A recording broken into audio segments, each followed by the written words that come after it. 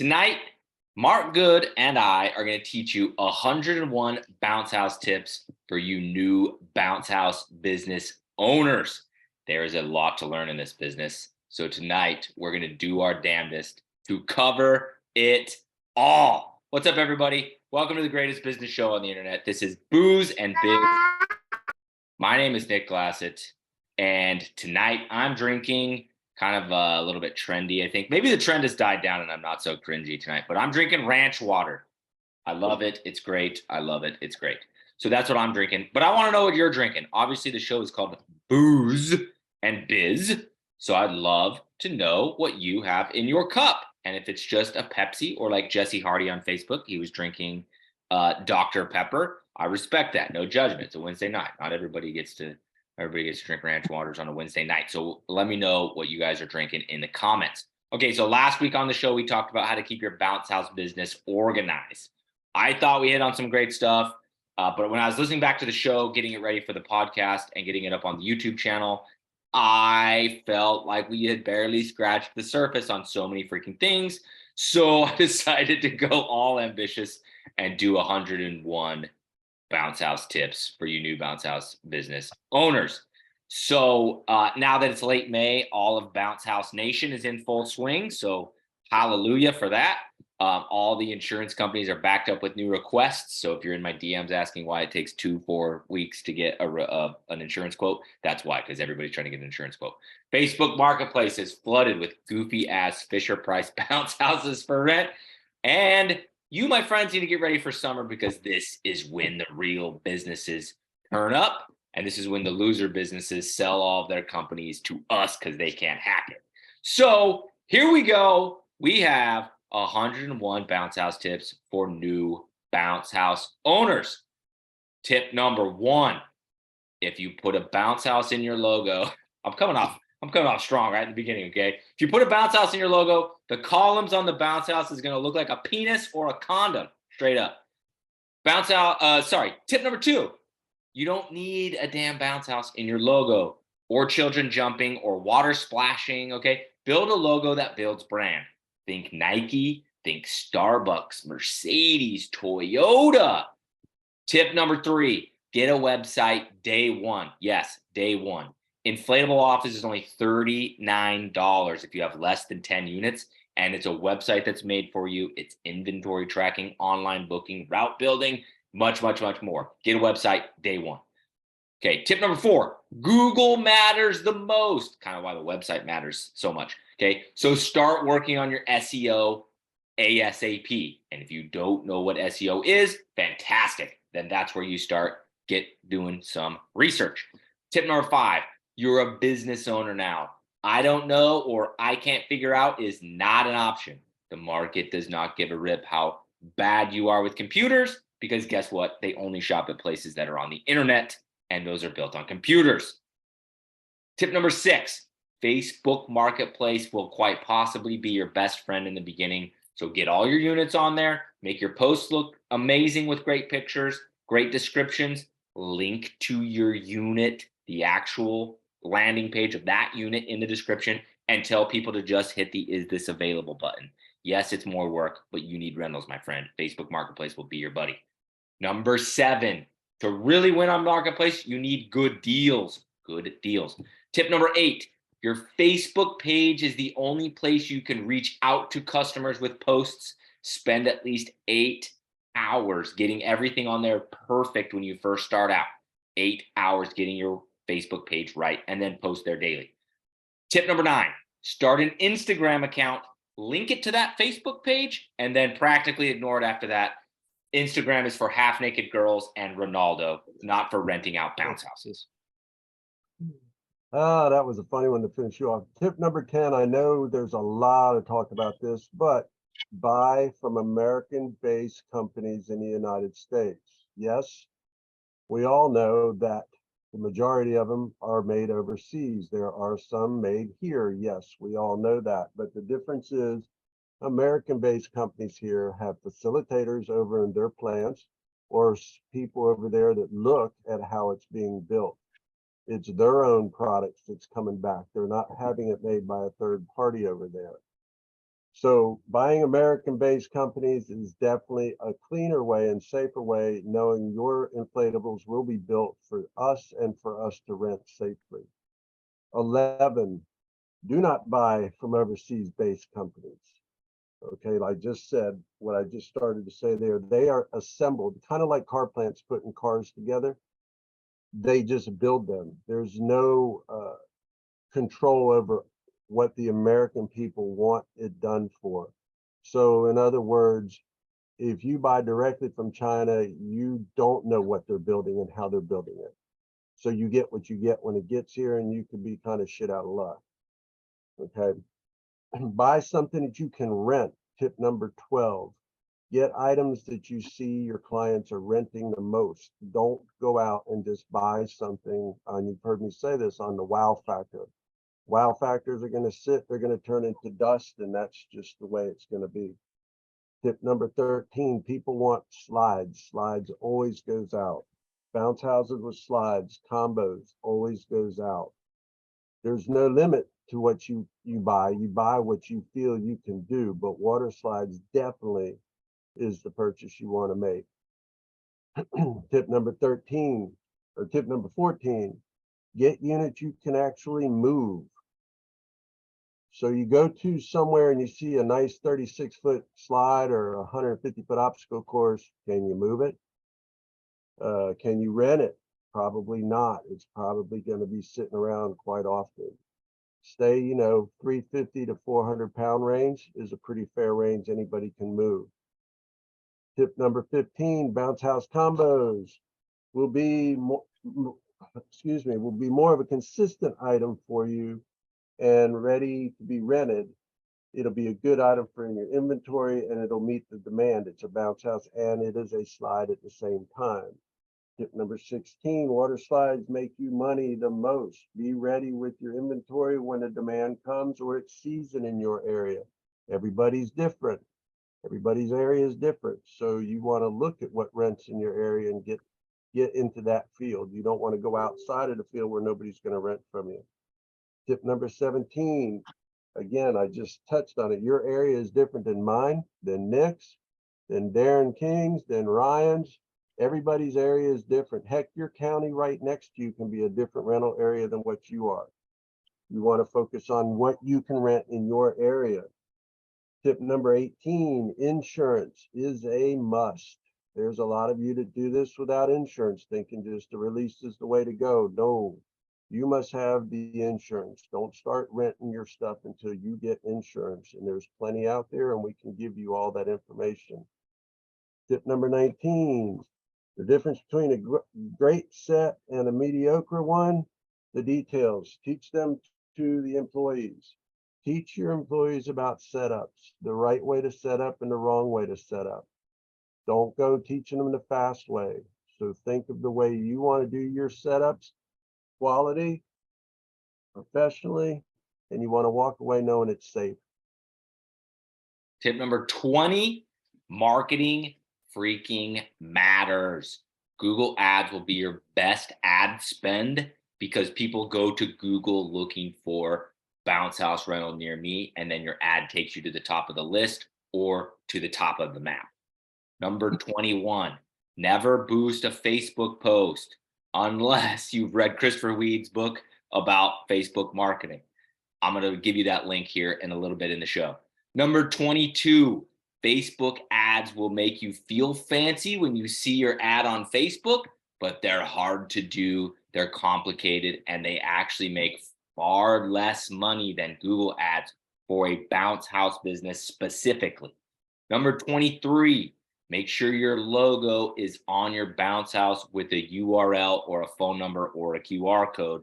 If it's not on the banner on the bounce house, which I've got something for you guys soonish to get that done, then make sure you have a sign next to the bounce house so they know who the hell the bounce house came from. Number 24, give every customer a magnet when you drop off the units. I've beaten that one down. You guys know what I'm talking about. Number 25, you need branded shirts. One color with your logo.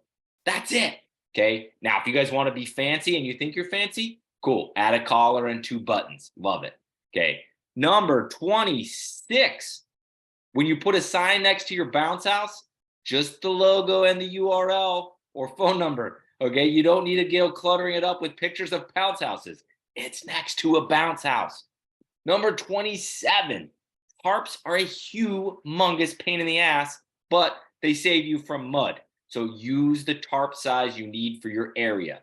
I live in mud country. We tarp the entire unit. We use 40-foot tarps sometimes. You may live where I'm from, which is Salt Lake City, and it's rocky and hard ground, and you may be able to get away with no tarp or just a tiny one under where the kids come out of the bounce house. Number 28, clean the tarps on site, dude, so you don't waste 30 minutes cleaning the tarps during each tarp 30 minutes during the week. I have an entire YouTube video on it.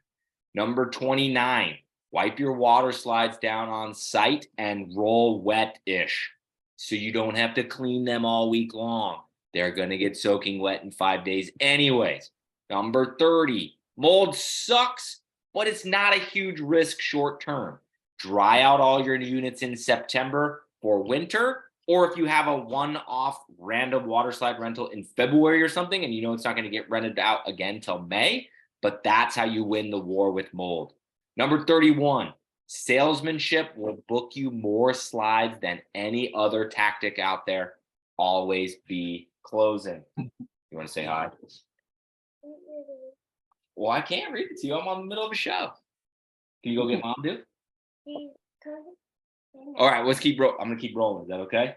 All right. Number 32, start a YouTube channel so you can make small little tour videos of your units and put them in the description on your website. It's a great little hack.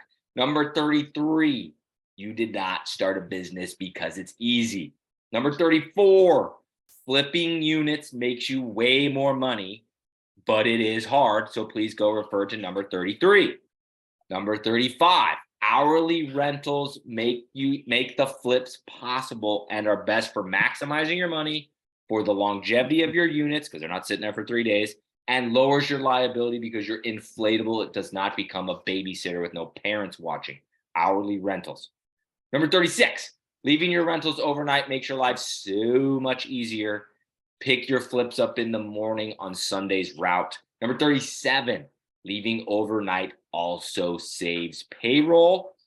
Number 38, hire a cleaning girl or guy as soon as possible so you don't have to do that non-value adding task. Shop backing out 6 units all week long. Woo, just hire someone else to do it for you. Number 39, take your cleaner gal with you on pickups when your company gets a teeny bit bigger. That payroll is well worth the energy that you're going to save. Tip number 40, never stop working on your website. It is the storefront that all of your customers interact with. It's highly important. Number 41, don't confuse working on the website with doing all the hard work you need to go out there and do. It's important, but it's not everything. Number 42, shop at Harbor Freight extremely often as you can. I do not, baby. They're out there. Number 43, drink lots of coffee and drink it black.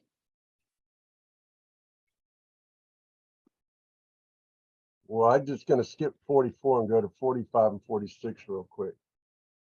Quit your job when you're ready. Know the amount of money you need to survive and how you are going to get that amount of money. If you can't do it, don't quit your job. If you don't want to, everybody is different. Every single one of us looks at our money differently. If you don't think you can make it, don't quit your job. Number 47 and 48 is going to be together. Your best employee you will ever get. They will show up to work every single day of the week. Get an electric dolly. The electric dollies go between $4,200 and $5,000, and it's very well spent good money. There's different types of dollies. The two that I'm going to suggest is Rolls-All, and then you have Good Time Fabrication, and you got a whole bunch of other ones, but I really don't know nothing about them. Number 49, adding a winch on it. It's a personal favor or it's a personal opinion to each person. You can have the winch, you can't. It makes the dolly really heavy. It is a lot slower at rolling, but it sure is easier on us, our bodies. Using rolling straps, they are sold by the Jump Off. They are very well to be used. It also is just a little bit slower, but it is also a lot easier and it saves more time with your people. Also, it saves your back. Last, number 51, join the Bounce House Mentor Group, where me and Nick are at, and there's a lot of people in there that can help you. It's a great tool for all of us to learn from. Let's see what we got our numbers 51. all mixed up. 51. My 51's different than your 51. I'm just gonna go right here.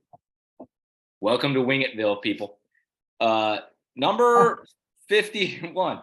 Quit your job when you're no, you did that one. I got one. Can I do one? You need to 52. stop Hold jumping. on. We're flowing.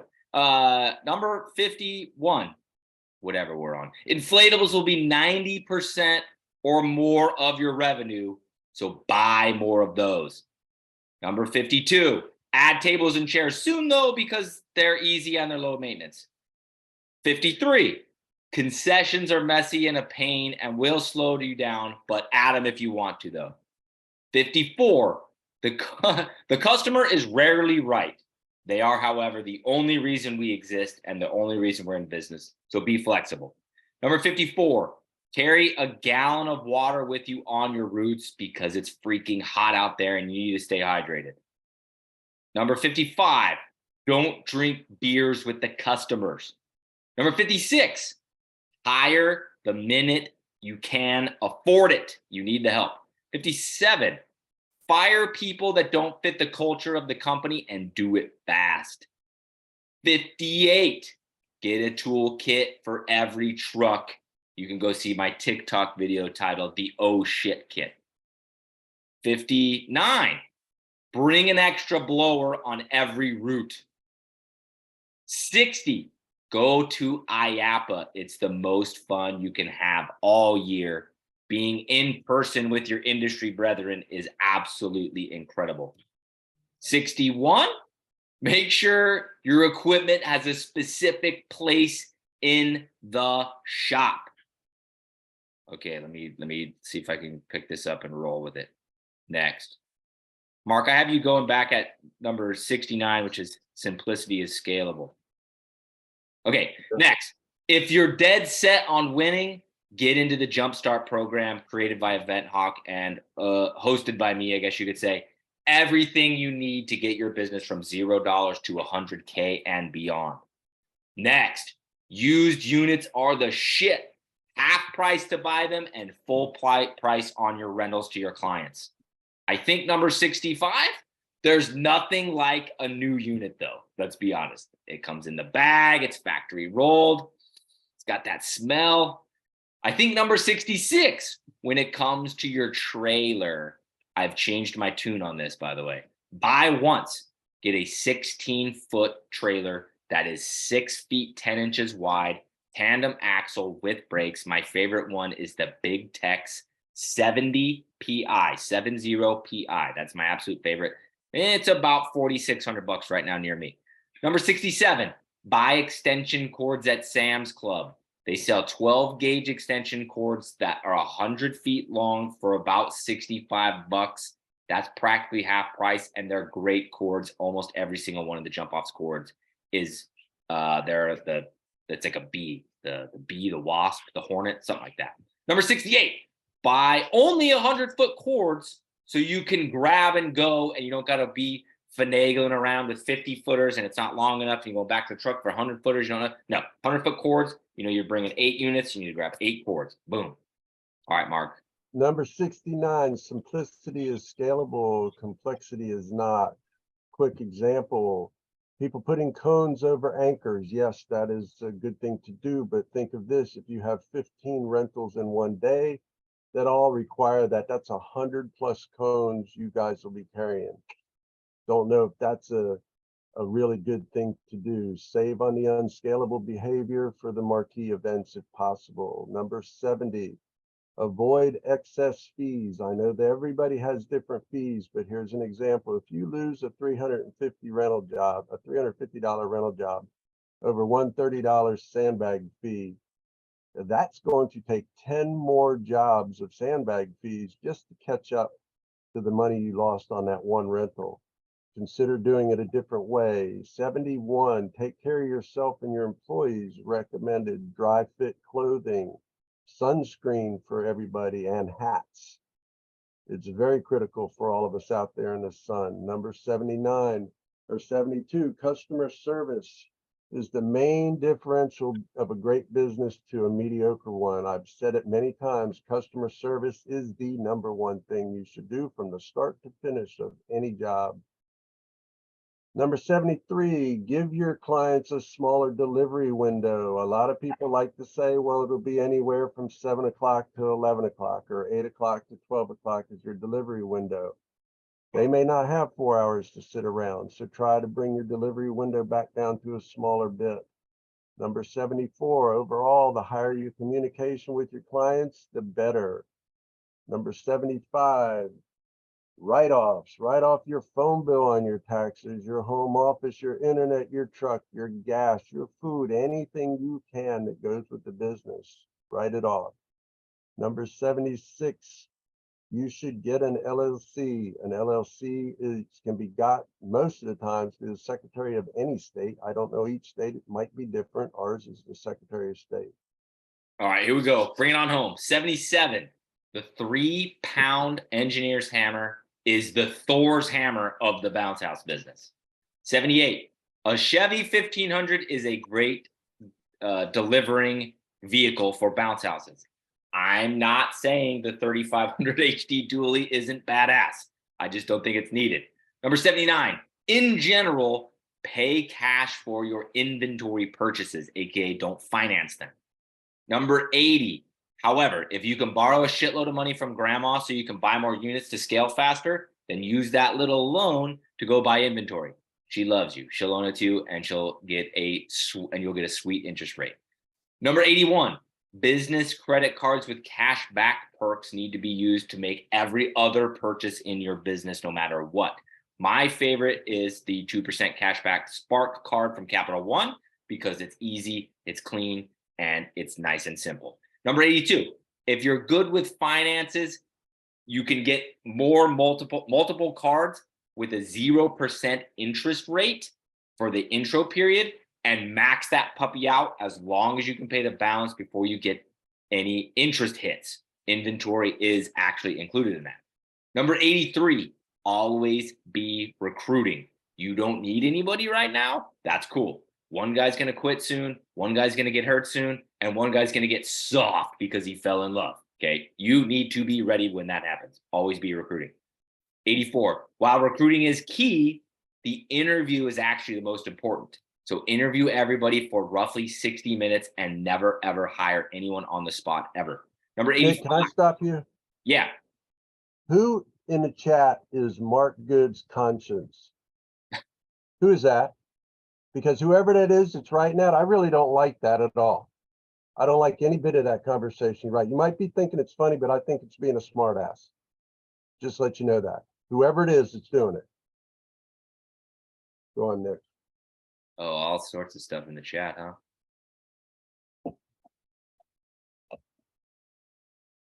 Hold on one second. I'm done.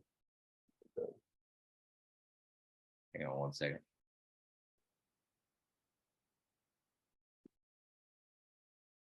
All right, they're good. I kicked them out. All right, sorry about that, Mark. I didn't even notice that. Done. All right, back to what we were talking about. Where was I? Let's see. Interview everybody for 60 minutes and never hire on the spot.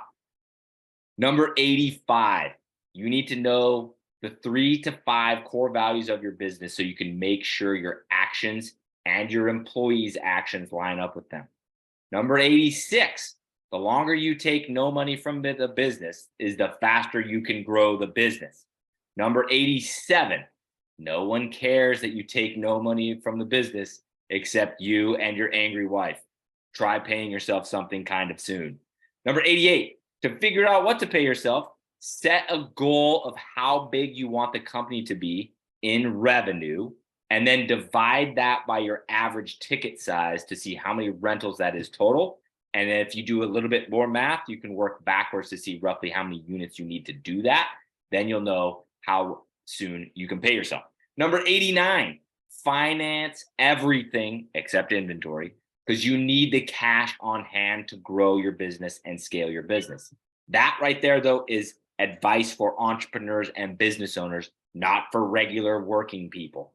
Number 90, come to Booze and Biz every week. The learning is great, but the community building is absolutely priceless. It's great to see the same faces in here week after week. It's awesome. Number 91, the Christmas light business is a great winter hustle. And if you do it right, it just might out-earn your bounce house business within just a few years.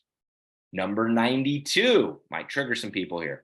Work out 3 to 7 days a week so you're in good shape to win on the weekends. Number 93, Google reviews matter. Asking for them in a text with the link that takes them back to Google is the key, but you have to remember, crappy service will keep you from getting any reviews no matter how many text messages you send. Number 94, Event Hawk will auto text clients that exact text I just talked about on Tuesdays with the review link. Number 95, Event Hawk does an absolutely fantastic job at doing your marketing because it's built by and ran by bounce house business owners.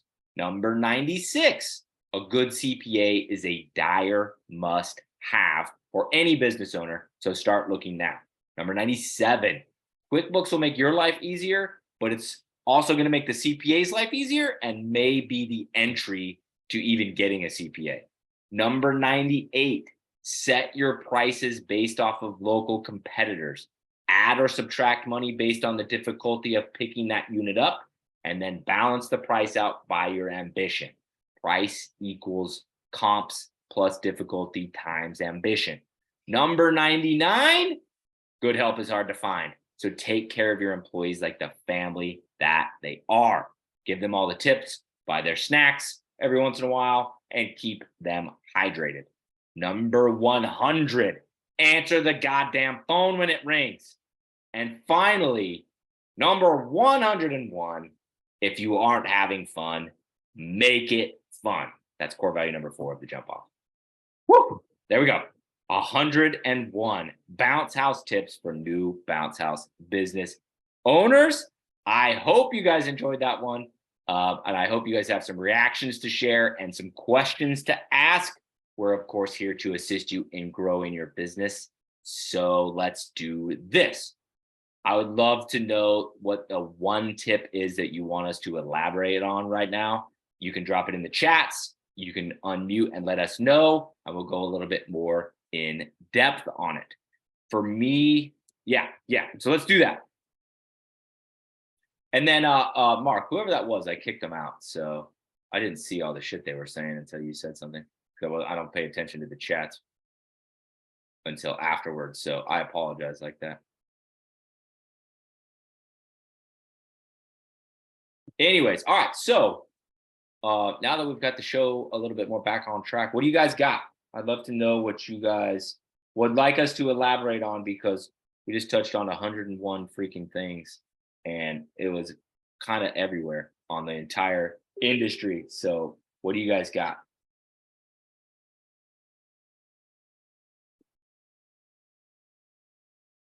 I thought that was pretty good. I thought we did good there, Mark. We got a little off track, but we brought it back around. So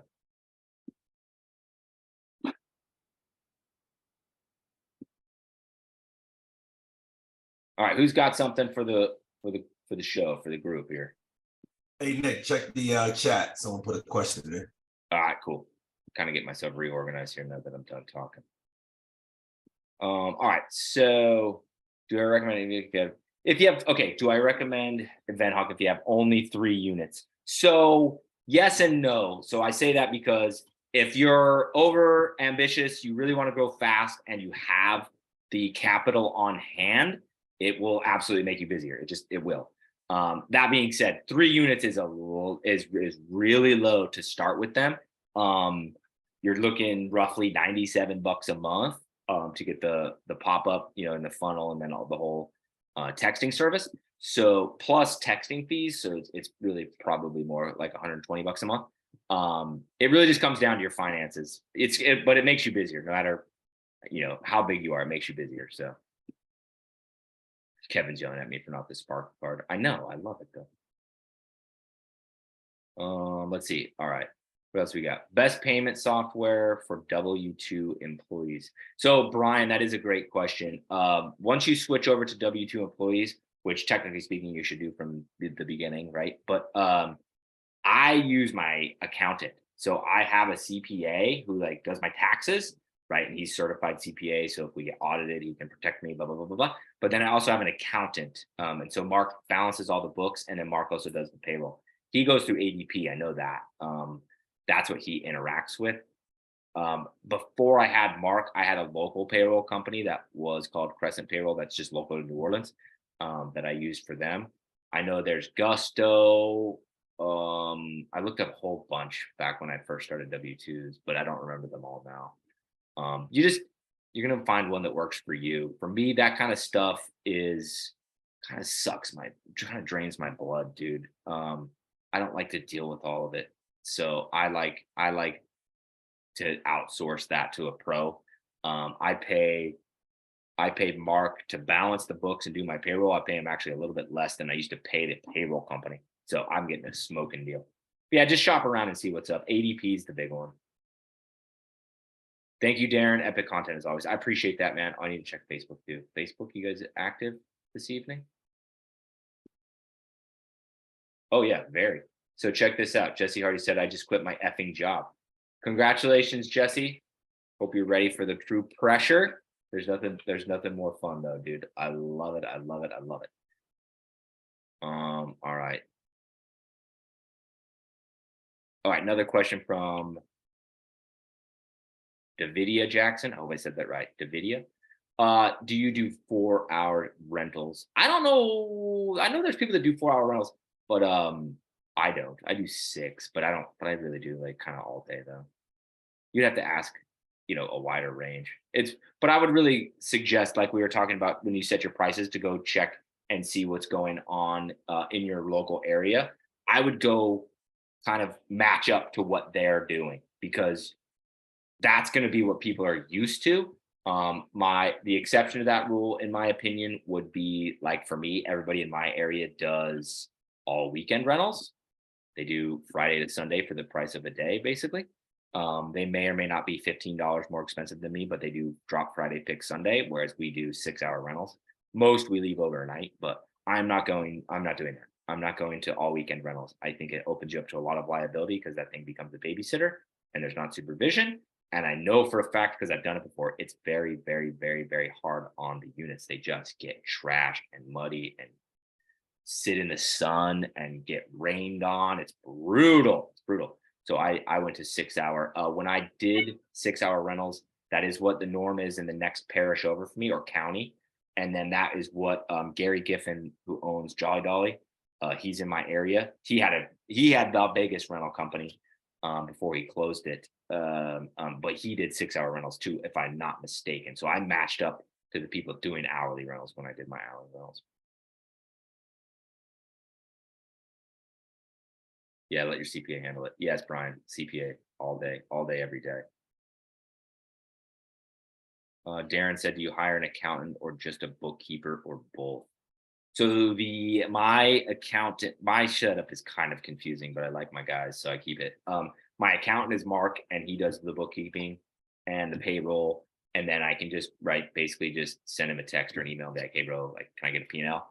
And I get a whole freaking profit and loss sheet of every category. It's amazing. And then a different guy named Brian is my CPA that does my taxes. So if I have difficult tax questions or write-off questions or whatever, I can just call or text Brian, and he answers those. So it's kind of it's kind of a weird setup. If you could get one guy, no, different Mark. His name's he's local. He lives in Mandeville. But if you can get one guy or gal that can do both, that does a good job, I would probably suggest that. It just kind of keeps things a little more simple. Yeah, fun fact. You guys want to know a crazy fun fact? I'm about to blow your brains. My first name actually is Mark as well. I go by my middle name. My legal name is Mark Nicholas Glassett. I go by my middle name, so my name's Mark too. Crazy. No way. Swear to God. My dad's name is Mark. I was named after him, but they didn't want me to be a junior, so they named That my is name. so weird. I still have former employees from my corporate world that call me Mark. I'm like, if you call me Mark, like I literally will turn around, right? Call the cops, call me Mark, all the doctors call me Mark. So it's like it's my name. That just threw me off. It freaks people out. Yeah. Off the top of my head, I can think of two employees that like will text me and they literally like call me Mark. Mark, I need some advice. Let's see. Ash Ketchum. Yes, that's right. Got to get them all. Got to catch them all, baby. Dude, Davida is going to buy Rolls All. Congrats, dude. It'll change your life. Change your life. Yeah, I did it. I did everything pushing manual almost myself. I did have a delivery driver help me kind of close to the beginning. His name was Adam. We only had one vehicle for the jump off, so we just split routes. Like I just go run 6 or whatever, and he'd go run 6 or something like that. But we pushed everything manual, and then I switched back to doing everything by myself in like August, I think, of 2020, pushing manually and picking up like 10, 11 units in a day. It's brutal. And then I actually bought a used Rolls All off of somebody local. Matt from All Star sold me it's like this prototype Rolls All. This thing is so goofy, but changed my entire freaking life, man. Darren, you just bought the one trip dolly. I've talked to Cade on the phone about it. I've never seen one in person or interacted with one in person. I know that Matt, who owns Big and Bright Inflatables, has one, like, to move units around his warehouse or whatever. And he likes it. He likes it. He says it's good. So what else you guys got? Let's go. Hey, do you mind if I just kind of on a couple of your earlier points on buying foreign? I learned a very hard but valuable lesson. I decided to try to save some money and buy some foam cannons out of China. I bought 3 of them, and 2 of them were damaged beyond repair. In fact, I messaged them back and forth, and they said, you need to just start welding it. And I'm like, well, I didn't buy equipment that I need to weld, and I'm not a welder. And essentially they just ghosted me. So I'm out about $1,500 trying to save money. And I've got 1 that semi works and 2 that don't do anything at all. And no one to stand behind any of the product, and nobody to really have any recourse with at all. So definitely a valuable but hard lesson to learn. So yeah, and I'm not saying like it's impossible to buy things from overseas and get it right, but you have to realize, like, by the time it gets here, then if it breaks, like, what do they care, right? It's not like you can go chase them down for refund. They report them to the Better Business Bureau, like, yeah, give them a Google review. Like, there's no accountability possible. And then kind of the main point was that you're going to have, and so I got into a conversation. I don't remember his name, but it was somebody who was brand spanking new to the industry. They had sent me a DM on Instagram, and they're asking me how to like roll this bounce house. It's a 15 by 15 and it's 500 pounds. I'm like, bro, like I don't get to those that often, but that one popped up. I'm like, what? And so I started interacting with him, and sure as shit, like he sent me the specs from it, and it's in kilograms, but it was like 480 pound 15 by 15 bounce house. Came from China, and then he bought this 18-foot slide too. And so I told him, I'm like, you made a huge mistake. Like, it is what it is. It's already done. You know what I mean? So you don't got to worry about it. Just keep on keeping on. But then that's kind of where I really liked the car analogy, where I'm like, you cannot go to the Lexus factory and buy some car that factory builds, because like the engineers in America built the Lexus, or maybe it's Toyota, so maybe they are based in Japan, but whatever. The actual car company builds the car. Now it's assembled wherever the hell it is, but then it gets you, it's a badass Lexus. the guys that assemble those Lexuses can't go build a car like from scratch out of their brain, right? And so the factories that make inflatables are kind of the same thing. They're just sewing together the correct specs that, Jump Orange wants them to, or HEC wants them to, that they send out. And then to Mark's point, they have an employee at this warehouse. They probably own the factory or a portion of the factory, and have somebody there. Mark used the word facilitator, to make sure that everything's built properly to those specs. So when it gets to us, it's easy to roll. It deflates quickly. The baffles work. The pool doesn't overflow. They don't fall off of the edge of the slide, et cetera, et cetera, et cetera, et cetera, right? If you buy from China, from the factory, they don't know all that stuff. They don't rent them out. They don't get feedback off of rentals. They don't send them to people to get feedback, right? So the product you're getting is kind of a piece build guesswork product. Okay. Now, caveat to all that, and why I said I don't know if I edited this out or didn't, but there's a way to buy from China directly, okay, and do it correctly, but you need to wait till like year 5 to do it, because it's not easy to do. You basically have to design the slide. In just, in short. All right, so we got some more stuff coming through. Oh, Jesse, that's your homemade dolly, right? That looks familiar. I feel like you were sending me pictures of that. All right, long one from Cooper. Cooper is in Jumpstart, and he's in Texas. How do you feel about red, white, and blue units? So yeah, if you're in Texas, I mean, you're gonna kind of double down, I think, right? Because the Texas flag is red, white, and blue. But I don't know. I'm next door to Texas, but I'm not like I don't go there often. I don't feel like the colors mean a lot the way it does in America, right? I feel like you guys are the star. Like I think Texas, I think the star. So I think red, white, and blue units are pretty good. I know I have one. I think I only have one. No, we have two. I have two. Just got both of them this year. So far, they're going pretty well. I like things that are generic. I really do. So back to the point where we were making, buy things that are going to rent. I'm not saying you shouldn't go out and buy a pink and purple one with a llama or unicorn on it. You probably should, but it should be like your 15th, 20th, maybe 10th, maybe 20th unit. Like in the beginning, get some red, white, and blue stuff. Get some primary color stuff. Get some blue and yellow, like purple. Purple Crush is where I'm at because I got LSU here, but red, white, and blue. I would say, Cooper, I think you might be overthinking it. But buy something that's different. Yeah, in your next unit, don't buy red, white, and blue if you got 3 already. Let's see. Should I buy a third slide? Okay, this is from Wayne Hicks. Should I buy a third slide? He has 5 units, or an electric dolly too early, or worry about building my inventory first? That is an amazing question. Third slide, you have 5 units, electric dolly. Yeah, if you only have the money, this is what I would tell you, actually. I think this would be my advice. Take the cash, buy the inventory for sure. Like build your inventory. You're that small. You can get away. Like you're right. You're not out there killing yourself doing freaking 15 rentals a weekend with that small of an inventory. However, if you can figure out a way to get the money, no. I'm going to change my entire answer here. Do the first part I just said and buy a Rolls-All. You don't got to pay for the thing till it gets here, and it's going to be like February by the time that they're done. When Tommy delivered our 40 volt a month ago or so, he was out his builds were out till December. So just buy the Rolls-All now.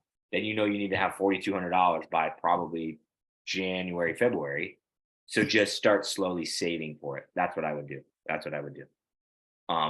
But in short, yeah, spend it on the inventory. Thanks. Yeah, you bet you, dude. And call Tommy too and see. I don't think he takes deposits, and if he does, it'll be small. $500. And then just see if he really is booked out that long. But it should be. It should be like February. Yeah, thanks for Cooper. Ariel asks, Scioto certification or no? I haven't taken it yet. It is on my to-do list. I haven't taken it yet. My answer is, though, going to be yes. I've heard great things about it. I don't want to like go all crazy and recommend it like wildfire because I haven't done it yet. But I know Steve does a bang up job at pretty much everything he does in business. And he's a very smart, knowledgeable dude, and he knows his safety stuff. So Scioto, I think, is going to be worth it in the short term to help keep you safe. And I think it'll be worth it in the long term because you may or may not get a insurance break, depending on. I know Cosio was giving insurance breaks at one point if you've taken it. So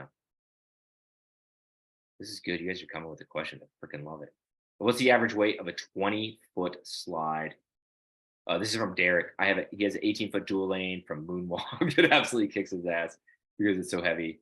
And a 16-foot from Jump Orange that's super light. Yeah, the Jump Orange 16-foot, we have 2 of those. Bro, those roll like a combo. Those are super easy. Even the 19-foot from we have 6 19-footers from Jump Orange. Those, I mean, we send 2 guys to pick them up most of the time, but it's a one-man show if it needs to be. Those are great. It really depends on the brand. Like HEC 18-foot slides, those roll and deflate great. Jump Oranges, yep, really, really, really like those. The average weight's probably, off the top of my head, I want to say 20. It's probably 450. Yeah, probably 450. I feel like HEC 18-footers are 405 or 410 or something like that. And that's kind of like the top that I like to do a one-man show on.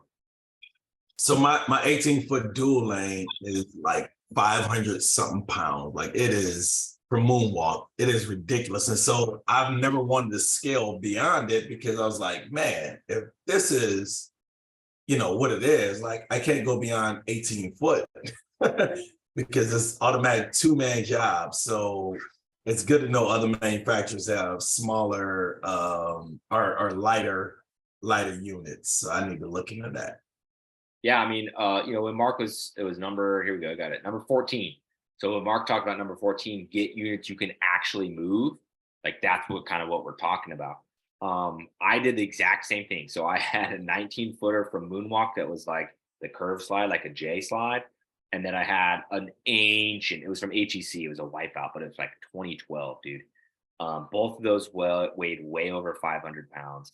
And that was dry.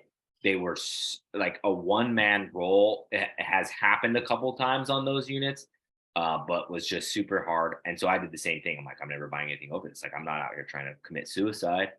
And then I bought a brand new HEC Big Kahuna in 2021. And it was so light and so easy to roll, comparatively speaking. And so then that's where I started to venture a little bit bigger because it was not that hard. Like 18-foot dual lane from HEC we have is a purple or a Blue Hurricane. It's been rolled by one person numerous times. So it really depends. Yeah, I don't have Mark. Do you have any of Jump Orange slides over 19? What do they have? 21s and 24s? I had one I have 22. I have the 25-foot Oasis. So now they only have 19 and go straight up to 25. Okay. Kevin, how is it heavy? How heavy is it? It's pretty heavy, but the first time I tried rolling it, I just did a botched roll. This was like in the fall, but now I actually just rolled it today, and it wasn't that bad. It actually was an amazing roll, to be honest. Alone? No, I had one other person, but no, I couldn't do it alone. Wait, let me Yeah. think. Unless I had the straps on me. I mean, I kind of pretty much did it alone, but he stepped while I was pushing. So not really, kind of. Well, that's pretty close. That's pretty close to alone. So yeah, I But mean with the rolling straps, probably. yeah, with straps. I don't know. I think the 18-foot dual lane is probably the biggest. No, I did a 21-foot Rampage alone with straps in the warehouse once. But yeah, I mean that's the answer, Derek. I would go. So back in the day when I would buy units, I was more conscious about the weight almost than anything else. Like I wanted to get a cool design, yes, but like if I went to a manufacturer's website and it didn't list the weight, I wouldn't buy it because I'm like I'm not getting myself into the Moonwalk freaking J slide situation again. It was just brutal, dude. Okay, cool. Let's see. Nick, the way you you roll your slides, how you have them deflate backwards. Mhm. I tried doing that, but I feel like it kind of takes a long time for it to deflate because it's blocking those back zippers. How do Yep. you bypass that? Yeah, so we'll have somebody at the front of the pool just have that vent open, and then the other person can either be doing some other work around the slide or hold the side vents open. Truth be told, I don't know how many of my guys follow the slides backwards. I feel like most of them flip them forwards.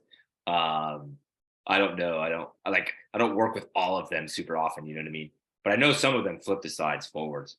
Just for me, every time I ever do that, it's a big, huge freaking lump of vinyl that is just a pain to roll over and makes the roll ugly. And just like, I'd rather just spend an extra 2 minutes, fall it backwards and then pull it forwards. It's just one of the personal preference things. Yeah, we've been nailing the rolls pretty well. We kind of are patient with it coming forward. Like once it reaches like a certain point, we'll start unzipping certain things instead of just unzipping right away and it just towering down. But Yeah, our rolls have been coming out very, very good there might lately. be a trick to it too, where because I don't ever do it. Like I remember trying it back in the day, like when I first saw it ever happen. I bought a slide from the Spacewalk guys, like a used slide, and they went to go roll it and they did it. And I was like, that's the coolest thing I've ever seen. And so then we started trying it. I'm like, it just sucked. I suck at it. So that you may like, maybe I'm up too high on the slide, maybe I'm too low. I don't know. I have no idea. I just know I suck at it and don't ever try to do it. Hmm. Nathan Brungart. Great question, Nathan. Tips on making Facebook posts. So, if I have a lot going on and I don't outsource that, and I probably freaking should because the jump off Facebook posts are like kind of meh, I feel like, and not consistent. I do not post daily. I want to, I aim to, but it does not happen. Basically, what I'll do is I go to Google and pull up the guys. So it's part of their job. Like after they're done setting up a slide, they need to take a picture of it for many reasons. And then they need to post that picture to Google for SEO reasons. And then I can go on and see every setup. Like, the customer says there was no silly string on it. Like we have the pictures, right? So I can go grab those pictures off of Google and I have a picture of all 15 units we set up on Saturday, right? I can go cherry pick one and just make a cool post out of it, whatever. I like those too because they're like real, like the picture comes across and it looks like we just set up a freaking unit. Yes, I try to cherry pick the nice looking ones, but still like the guys don't know that I'm going to do this, right? So I like to have the pictures be real. Like I don't like Facebook posts that look like I tried to make a Facebook post. You know what I mean? I think it's very, very easy to see through.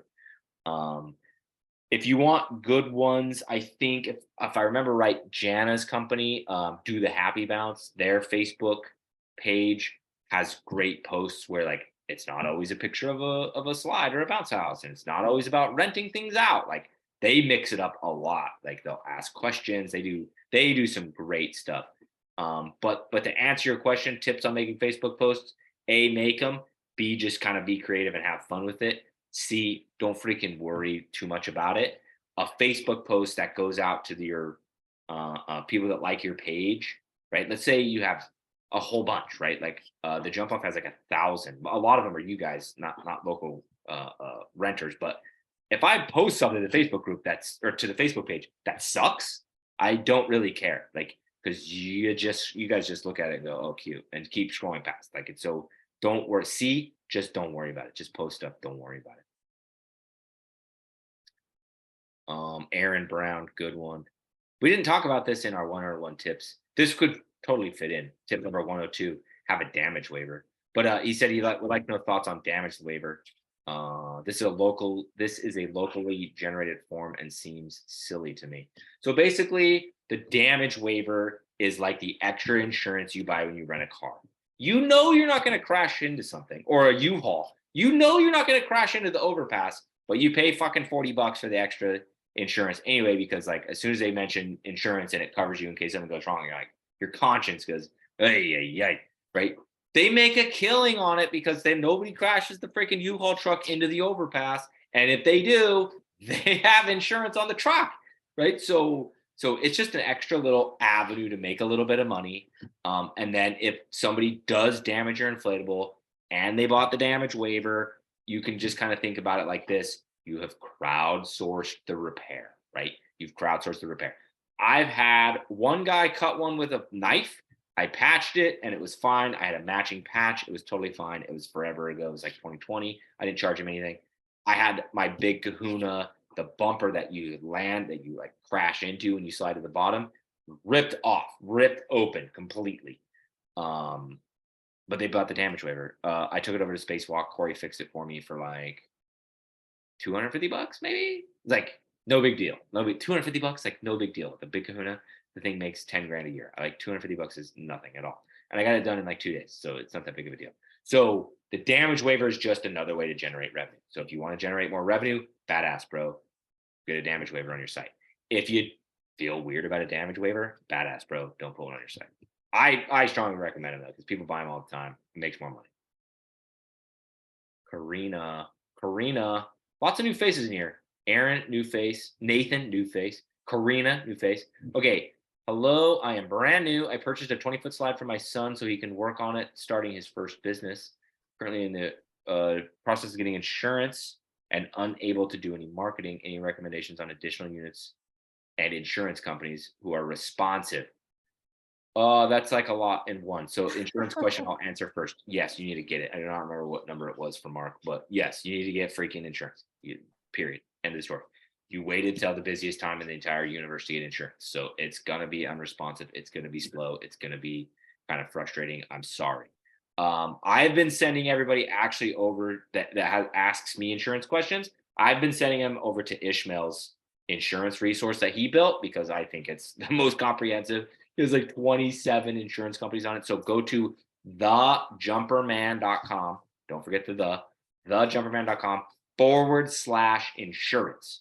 And it's this whole freaking, it's every insurance company basically that there it is. Start sending emails, start making phone calls. You're gonna have to be patient. It's May. They're inundated with people that are just like you trying to get into the business, and it's absolutely brutal. But I'm not sure why you can't do any marketing. I would market the hell out of it. I would go crazy and market it like crazy because why not? You don't advertise that you're open, just the coming soon posts. You know, I would go, yeah, hell yeah, I would. And then the other thing I would do is I would buy more units. I know they're expensive and shitty, and that's a shitty piece of advice to get. But your insurance is going to come back like $5 grand. It's gonna be like $5 grand a year, and you're gonna have one slide. I have water slides that make $15,000 a year, but I have a whole established business with one 20-foot slide. You know, if you did $5 grand in a year on one 20-foot slide, that'd be pretty badass, I think. So I would try and buy more units. Do you have any recommendations on what I should purchase? I have been looking, but I just don't know what I should buy. Where do you live? What state are you in? I'm in Arizona. So Arizona, like close to Phoenix? Yes. Perfect. You're in like bounce house heaven. That is an absolutely amazing market. You can buy anything that's wet, because it's hot there. I mean, you guys are hot till like what, November, but it's Yes. probably still warm enough to rent water slides on Christmas, right? So I would buy wet dry combos, especially if your son's going to be doing it alone. That's a one-man job, super easy. And then I know that you guys have small yards too, like a lot of, yeah. And so you can fit a wet dry combo in the front yard, half on the fake grass and half on the driveway or whatever. Okay. Yeah. So I would go wet dry, and they're going to be cheaper too. And in Arizona, I'm trying to remember if there's anybody that has distribution in Arizona. Off the top of my head, I don't think there is, but you're so close to California, your shipping is going to be cheap from Jump Orange, Easy Inflatables, Ultimate Jumpers, Magic Jump. Yes, absolutely, Magic Jump. Yeah. So I would look at wet dry combos, and then it's a little early in the year for used units. I look at Marketplace near me just every so often, kind of sporadically, just because you'll find a random deal that pops up on there to somebody that's like thought it was going to be this great thing for their grandkids and then, got in over their head. So I would just, and the great thing about Facebook is the algorithm. I know everybody thinks it's like the devil, but I love it because it shows me what I want to see, right? So if you just go to Marketplace and just type in bounce house for sale, water slide for sale, bounce house combo, you start opening it up, it just starts showing, right? Mine shows me trailers and Polaris Razor side by sides and bounce houses, like, because that's what I've searched for, right? The algorithm is badass. Perfect. Yeah, Thank and then, yeah, for sure. And then if you find something on Marketplace that you're interested in buying, I'm a busy guy, but if you send me the link, so I can go look at the Facebook post or the Marketplace post, I can give you feedback on it. I'm not super fast on it anymore because my Mhm. hands are kind of full, but I'm more than happy to try to help everybody. Okay, thank you so much. You're very welcome.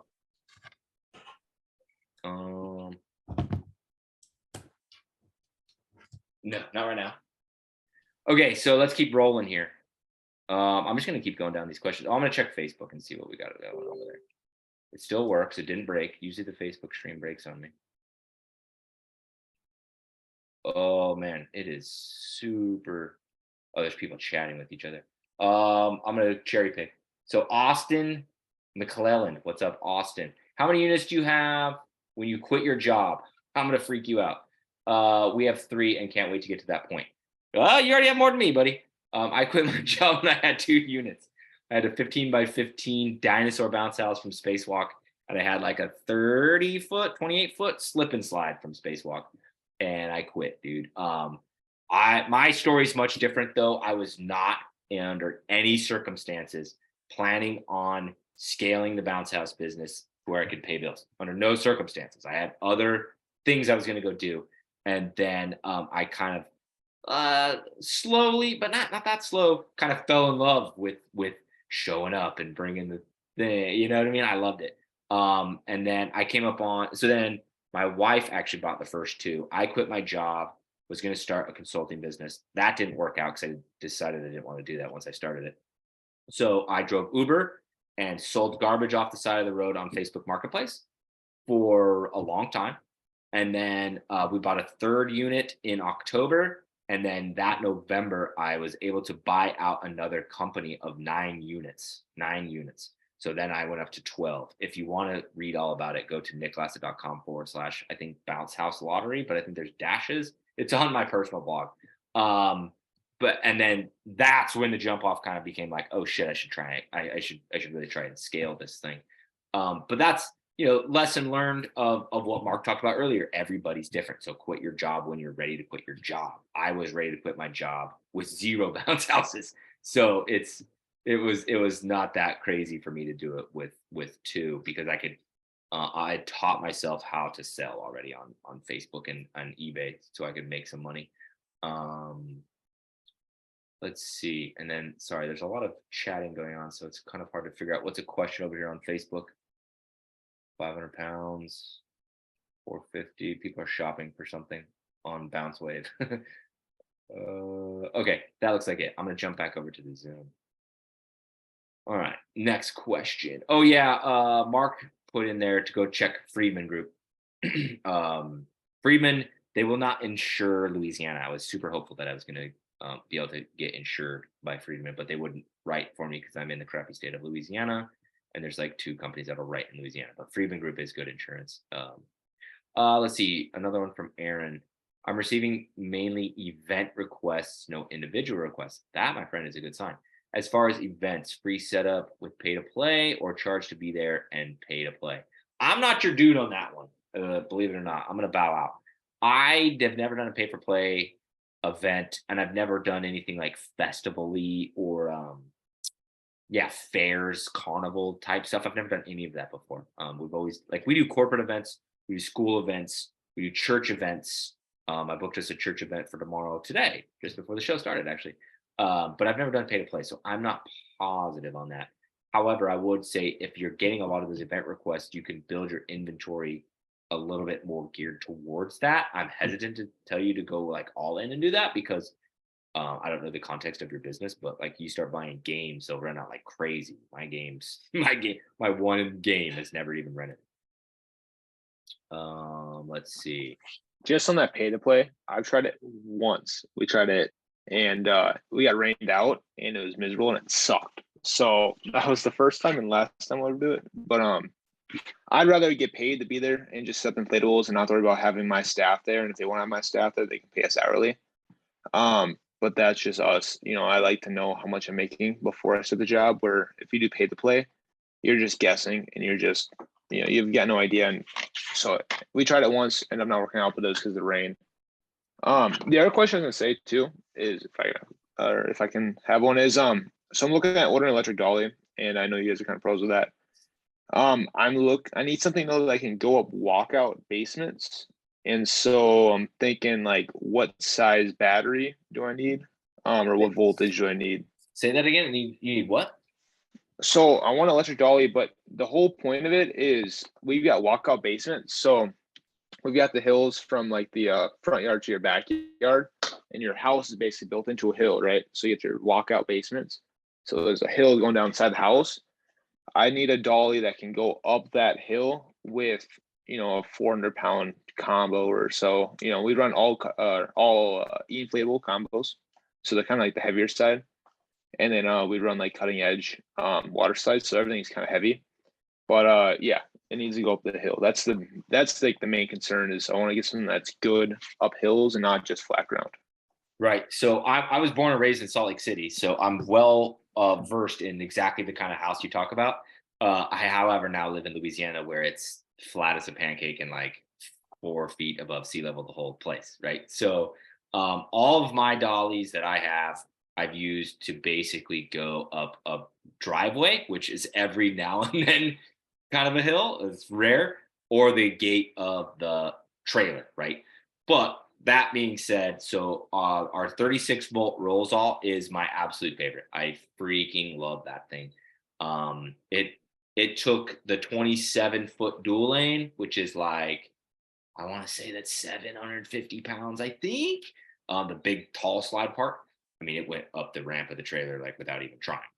And then it's also taken, there was one time I was out with, it was me and Logan, we were delivering the 18-foot dual lane, and they did have a steep driveway. And I mean, one finger, it didn't even notice. And that's the 36 volt. That's typically the smallest that anybody makes. But it's like, I've never put the 36 volt to anything that it couldn't accomplish before. We just got a 40 volt. I personally don't notice any difference between the two. I know Rollsall is building out a 50 right now, or I think they have them. You think you can get them? I don't remember. I don't know a ton about what Jolly Dolly offers or Good Times Fab. I don't know what their voltage situation all is, but I think you'd be fine with a 36 personally. Yeah, I'm having a big trouble with my trailer ramp. It's super, super steep. Oh, you posted a video the other day, didn't you? Yeah, I handle my units pretty good, but the 18-foot water slide is a pain in the ass to get up. Like I almost killed myself. My foot actually slipped the other day, and the dolly landed on my shin, and it was not good. You have a 2-wheel dolly? Yeah. I do have a Just two-wheel dolly, but I use the trailer puller electric thing. Yeah, you got to get a 4-wheel. Yeah. See, Go ahead. I use so we buy all of our dollies are from Northern Tool and Hydraulic, but you can buy them at others. But they're like the Tractor Supply dollies, but instead of that 14-inch wheel, whatever, they're 10-inch wheels. But then I buy them and then I put different wheels from Service Caster on them, and that makes a freaking hell of a difference. So that's what we run on all of our dollies, and then on some of them we made them dualies, we call them. So they got the double wheels, so extension out. And that's been freaking like life changing, because the main issue is when you're going on a slope, you know, it doesn't freaking tip over on like the regular 2 wheels. And we have one of those Tractor Supply dollies, and the thing is so damn tippy. And so we have the other ones and they work great. We've had those forever. But I can grab a link for that service casters. We just ordered 8 more of the wheels because they do wear out. But the main thing is just get a set of wheels with nice bearings on them, and service casters what we found works the best. But I'm able to almost any one of my combos, I can walk up a trailer gate. So I can just, if I start walking, the momentum of the inflatable, and then if I hold it up and I push it down real quick as I hit the gate, it goes up the gate, no problem. And that's kind of where, like, when everyone says like the electric dolly goes up the trailer gate ramp so easily, it doesn't really mean much to me because I can walk up a trailer gate ramp. And so that's not really a big thing. I'm more concerned about the rough terrain going up the hills, if that makes sense. But, you know, Yeah. Those are 2-wheel dollies, Ryan? yeah, all 2-wheel dollies. I might have a picture. Let me pull up. Let me see if I can find. Yeah, with the 2-wheel dolly. So what you want to do is like, is it a Jolly Dolly, Wayne, or who makes it? It's the one trip dolly. Oh, the one trip. Okay. So excuse me, very similar to the Jolly Dolly, right? We have the 72-inch Jolly Dolly, the 2-wheel one, right? And it has like the wagon attachment or whatever. We don't really use it that often because we have 3 motorized dollies. But when we have to, the way you load is like the guys will literally like run too, but they get a run. And then as soon as you get towards the gate and they're pushing, and as soon as you get to the gate, the lower you can get your handles going up the gate, the better. And then you kind of almost, with your arms, right? So you're running, so you already have momentum, and then hit the gate and lower your arms and push your arms up. It's a pain in the ass, but that's the technique. I've tried that. I mean, I'm not weak or anything. I think it's just my trailer is different. I don't know. It's super, super steep. I think I need to like measure the angle and compare it to whatever y'all are pushing up because mine is. Yeah, whenever I do it up the trailer gate ramp, I just let the momentum. So it's like you run with like the thing, or you go, and as soon as you get to that trailer gate ramp, you put the dolly right at your waist and you let it just roll itself right up. Don't even push it because you're never going to do it. The momentum should get you at that dolly or right up that ramp most of the time. I'm just afraid of it coming up and hitting me in the chin. Sure, dude. I had one of my guys, Trevor, who's now like practically like the main guy. He works the most hours, right? When he was brand spanking new, we were so busy.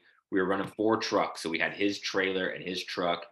This is like last May. And so he's using the red Jolly Dolly. And I don't know what happened because he was loading his trailer alone. But he somehow like went to go up the ramp. And I don't remember if he tripped or if it slipped. But the inflatable and the dolly landed and his hands hit the trailer gate like Swiss cheese, dude. And his freaking not Swiss cheese, sorry, cheese grater, and his knuckles, oh my god, was just dripping blood. It was nasty, dude. That was the worst injury, knock on wood, that we've ever had at the jump off. But Yeah, I just stick to the 4 wheels. I'm good with the 4 2. wheels. I tried doing that once, just running. I'm like, remember what Nick said? I did the running and I kind of just like tripped. I'm like, yeah, I'm good. Yeah, 4 wheel it is.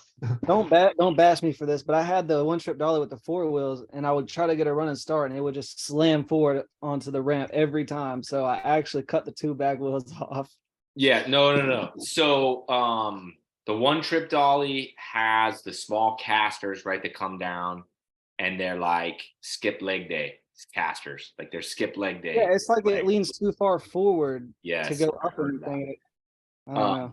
Basically what we're talking about. So have you seen my old videos where we use the black spacewalk dollies with 4 wheels? Yes. Yes. Those are like the most unique like it's a killer freaking design because you can just pop a wheelie right as you get close to the ramp and your front wheels don't even touch. And then when your front wheels do touch, your back wheels go straight up the ramp. So easy to load, even big ass shit with those. But I'm sure you don't want to buy another $600 dolly and then ship it from New Orleans, however. So that's, but we'd say 4-wheel dolly, like kind of that's what we're talking about. And the Rolls-All makes one that's got 4 wheels that looks just like, yeah, but that may not be good for loading trailers now that I'm thinking about it. I never really gave it that much thought.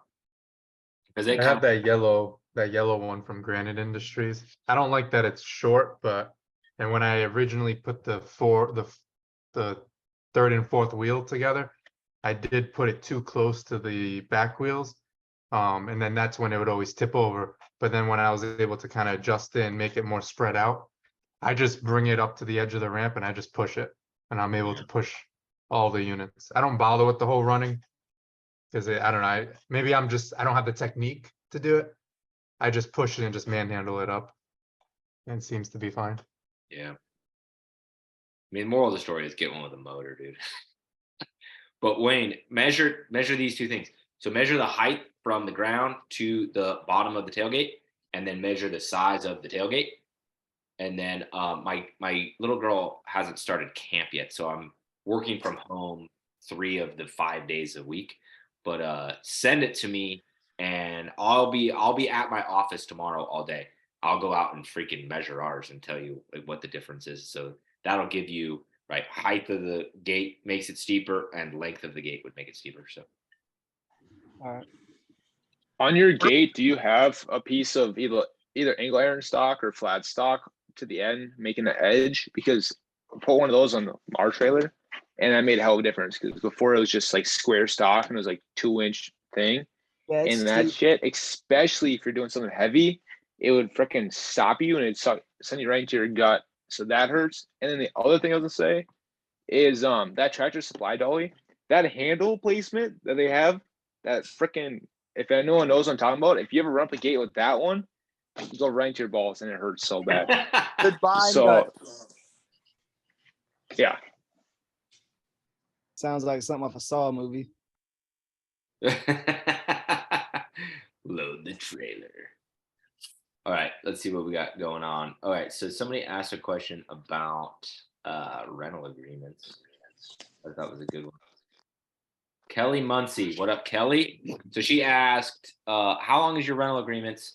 Mine is 3 pages, and I feel like people are quote unquote signing their life away. That's freaking awesome. Mine is kind of small font, but it fits on 1 page. Mine fits on 1 page, I think. I'm trying to remember. I don't print them out anymore. Yeah, it fits on 1 page. I like shrunk the freaking stuff all down to where it fits on 1 page. And I also wanted mine to be concise. I tried to make it cover my ass and be concise. That was the aim. The lawyer liked it. Cosio Insurance liked it. And then now I have First Commercial. I'm sure I had to send it to them when I switched to them, and they never said anything. So it tackles all of those things. I try to make it, more about the rules. Sorry, say that differently. I feel like it's more about the rules. I'm a pirate. I don't like rules, so I don't have a whole bunch of shit in there about all this weird random stuff. You know what I mean? Mine's very. I have a version of it. Somebody told me today that my starter kit is broken and it's not sending them the thing, so I may need to fix this. But in there, you can go there and get mine, the one that I have, and it's older. I've updated it a little bit, like that's a year and a half old or something. But you'll see how concise it is. I know, but I think Jana's is like 7 pages or something. Like it just kind of, you know what I mean? Jana's been in business for 13 years.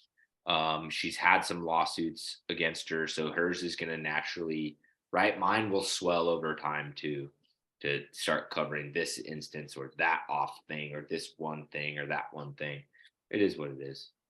Hers is intimidating. I'm like, I can't copy that.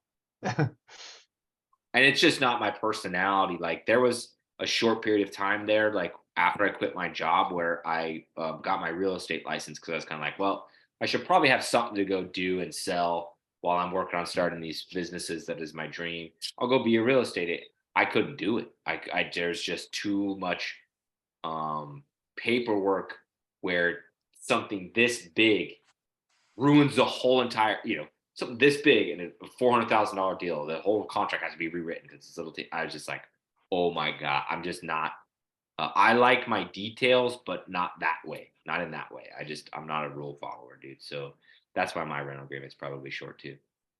You still have your license? Because it's funny because I have my real estate license. I just kind of keep it for myself. Yeah. No, I let it lapse. I did renew it in what I guess would be 2021. Yeah, would be. I renewed it in 2021 because I was kind of like, no, I did all this. I'm gonna go sell houses, and then I didn't do shit. And then so I let it lapse, and like my managing broker was like chewing me out. She's like, "You'll be so talented. You'll sell so many houses and make so much money." I'm like, "Dude, I can't deal with real estate agents. I can't deal with you guys." So no, I don't. Let's see. Lots of good questions. Another one from Aaron. Let's see. Hold on. Let me see what else we got in here. Okay. Get this one from Aaron Brown again. So he said, "Thank you. Appreciate that. Been in business for a month, insured, license. Good for you. Event Hawk / inflatable office was my first step. Is 8 units, 1 water slide, running for Memorial Day at this time. No leads. Very active in our community Facebook." That's awesome, dude. Glad to have you, Aaron. Thank you, man. Davita again. Which patches do you use to repair your units? My combo unit came back damaged. So pretty much everything you ever buy should come with like a inflatable. I'm sorry, with a patch kit, and you just go with this drawer. I just have blue marble and brown marble and purple and blah, blah, blah, blah.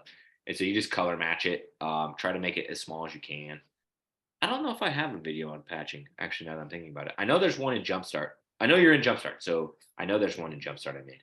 But yeah, you just the ones that come with it. If none came with it, I'm trying to work on selling some on the Jump Off store, but I haven't been able to get my hands on freaking patch kits. It's way harder than you would think. I know Magic Jump sells one, and it's on Amazon, so Prime free shipping. Just buy the one from Magic Jump. Oh, those are the ones you're posting, Ryan? Those are the ones you use? Yeah. Yeah, I'm telling you, first of all, that dolly, if you click on it, look at the handle placement, okay? It's much better. And then secondly, get those wheels.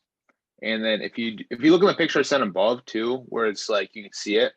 So we either have them where it's like it's a dually, we've done them. We're actually building one more dually one because it works so well. And then we're gonna have all the other ones. So we'll have 2 dually ones and the rest will be the standard.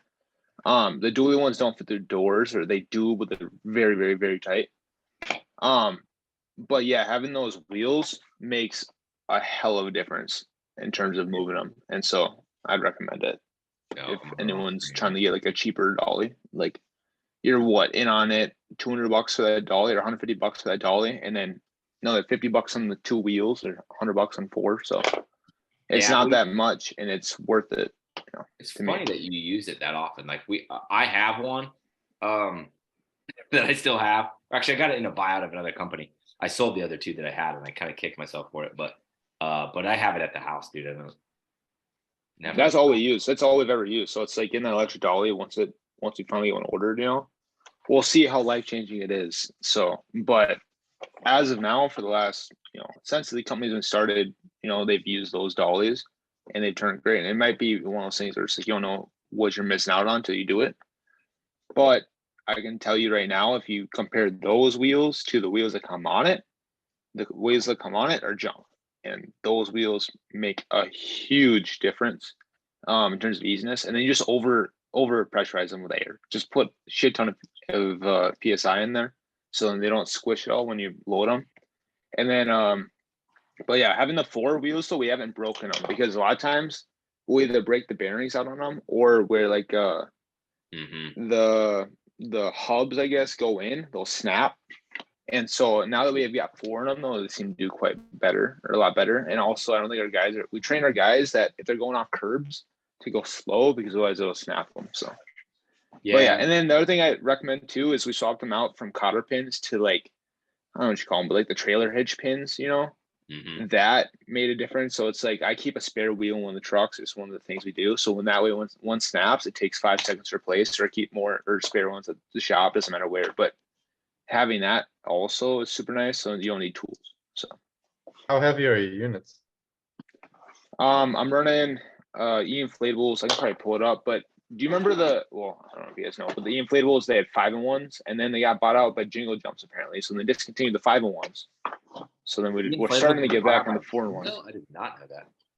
I think it's Jingle. I can't remember. I'm 99% sure it's Jingle, or it's like Jungle Jump, something. I don't know. But we just got a brand new sports combo in, and they sent the packet for the other one. And then I guess when my dad was on the sales call with them or something like that, they said they got bought out. I don't know. But Let me pull up weight on it. I think they're at around 400 pounds. Yeah, there. I had Okay, because I can't imagine. I couldn't imagine like the heavier water slides using a two wheel and just holding that weight while moving. Yeah, I That'd be mean the way biggest too one I've much. done is a heavy hauling dump truck from Cutting Edge, and that's right around 600 or 700 pounds or so dry. And it'll hold it fine because the balancing point on it is, you know, right about where you want to be. So it's really not bad. Again, it's like it only really sucks when there's a hill. Otherwise, it's fine. You know, it's not because the balancing point's right where you want to Your be. life is going to change so much when you get a dude. You don't have Yeah, I to used to go- use that green dolly, and I put 4 wheels on it.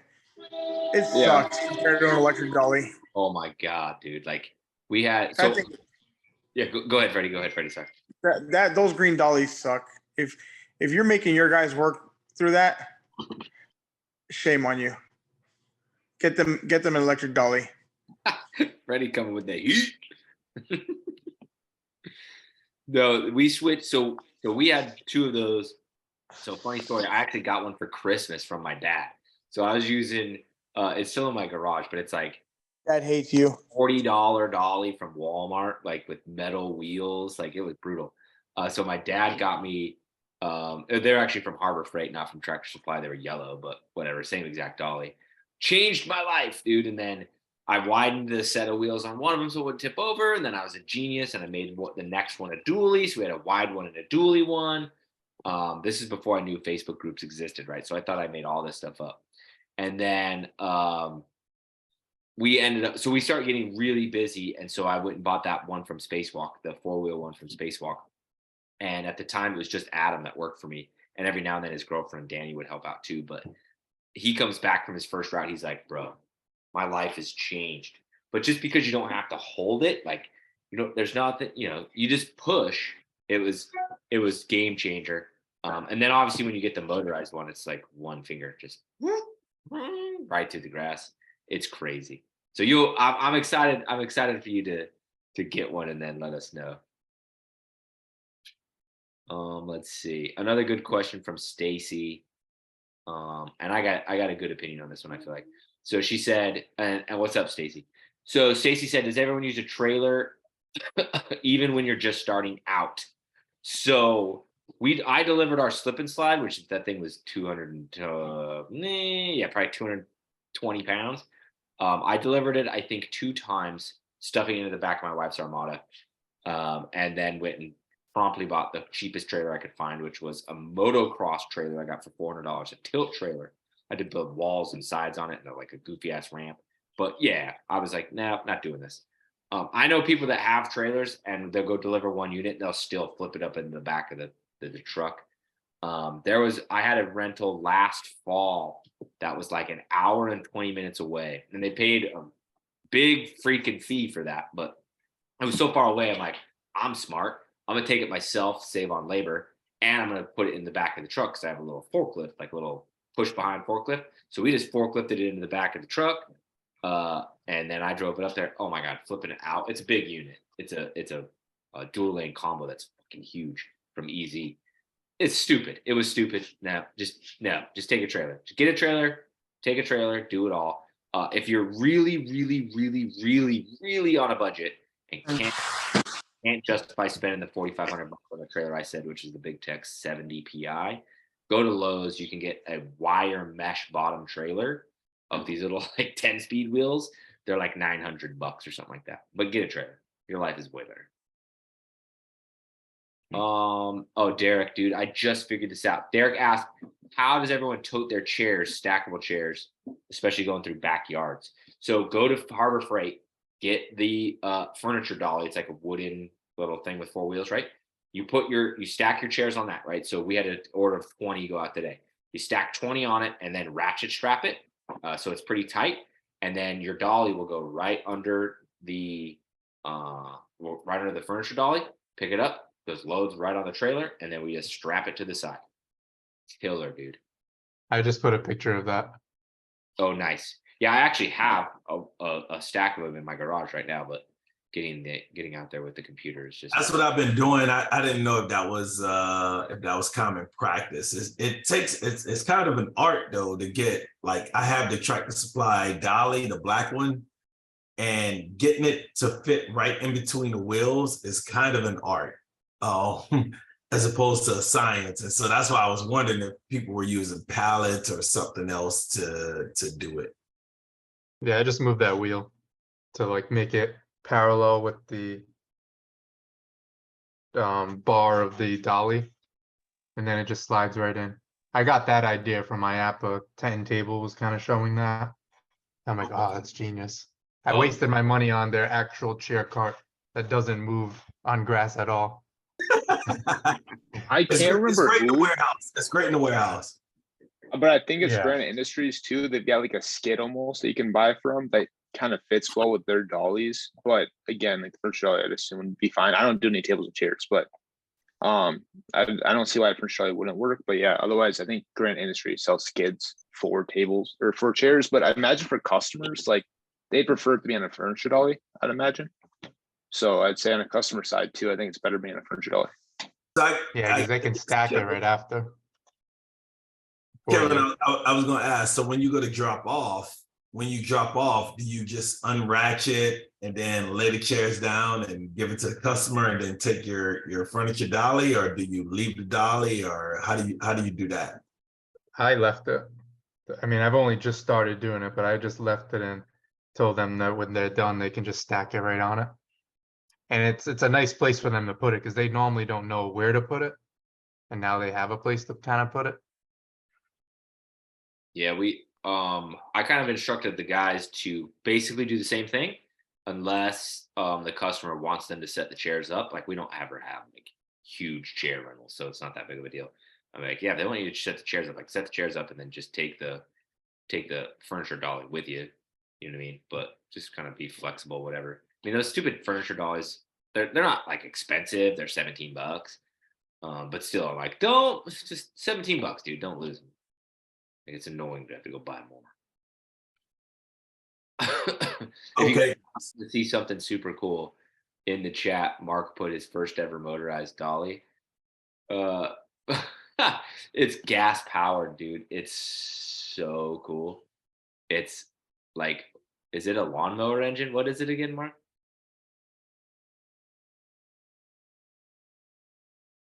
It is,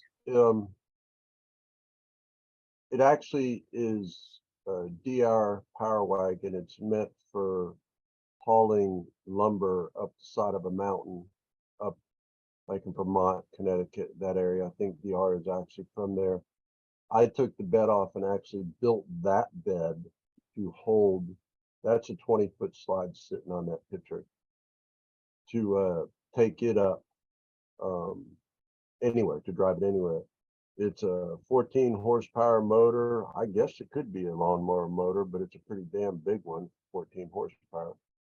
But that thing, in 2004, we had double Category 4 hurricanes come across our town in 30 days. And the house behind that fence, he had an oak tree that was over 175 years old in the ground. And a tornado came across and picked that oak tree up like a cork and threw it into the highway, leaving a humongous hole. And I mean a humongous hole. We're talking like 60 feet possibly. After it was all said and done, I took that dolly and I tried it out. I loaded over 400 pounds in it and I drove down into that pit and I let it sit there and I started it up and it pulled it right back out of that hole. Strongest thing I've ever had, but it's noisy. It sounds like you're coming in on a big old 30-year-old lawnmower with a broken muffler. And it's just annoying for customers, you know, but it worked for me for, I don't know, maybe 6 years, 7 years, maybe even more than that. And then I moved up to the Supernova electric dolly, but I still have that old thing. It's in my storage. And That it thing starts belt up- driven? What's that? Is that belt driven? Yes. So it's got a differential on those little wheels. In the middle underneath. Yes, there's a differential on the wheels also. That is so funny. It's Really badass. I mean, when my Oh, I electric see the dolly belt, went yeah. down because the batteries died and I couldn't get batteries right away, I had to do like the weekend of rentals. So we pulled out Old Faithful and off we went. I'll die if I see you using that. What did you say? I said I'll die laughing if I see you using that. Here goes you good want- old Mark I can- with his I good can old tell you- dolly. I can tell you right now, I guarantee you that thing right there will move 1,200 pounds. Damn. Oh, for sure. If those wheels and welds hold, but that motor, the little gas powered motors push. Yeah, that was my first one. I just thought I'd throw it out there. But Yeah, Ryan, I sent you a message, Ryan, on Facebook. If you could send me the information about those tires, because you see my dunk tank behind it. Uh, That dunk tank was built so it's got two tires on it. It's its own dolly. I can roll that right up into my trailer. But the Oh, yeah. Harbor Freight dolly tires that I buy from there, they just keep snapping. They just don't make them any more good. So if you could send me the information about that one you were talking about, I'd like Yeah. to maybe buy a pair and try it on it. Where'd you get your tank? Cause I rented out my dunk tank it was like at the end of last year. I've got the high sugar coat, and don't even get me going on that. The freaking, if you ask me, the twister displays look like junk compared to Well, that the tank, I believe high sugar coat. But I believe that sticker is still on the tank. yeah, it looks like mean, it. Yeah, but But that picture right there is easily 6 years old. Yeah. So Our dunk tank, it's quite a few years old, but it was at a festival last year. It was actually like I don't know, a county fair, I guess, and one of like the booths rented it, and there's a bunch of drunk dudes, and they freaking whipped them as hard as they could, and they missed, and they hit our tank and cracked it. So, but yeah, I gotta get a new one soon. I think I actually have a connection for the Lexan glass also, if you need that.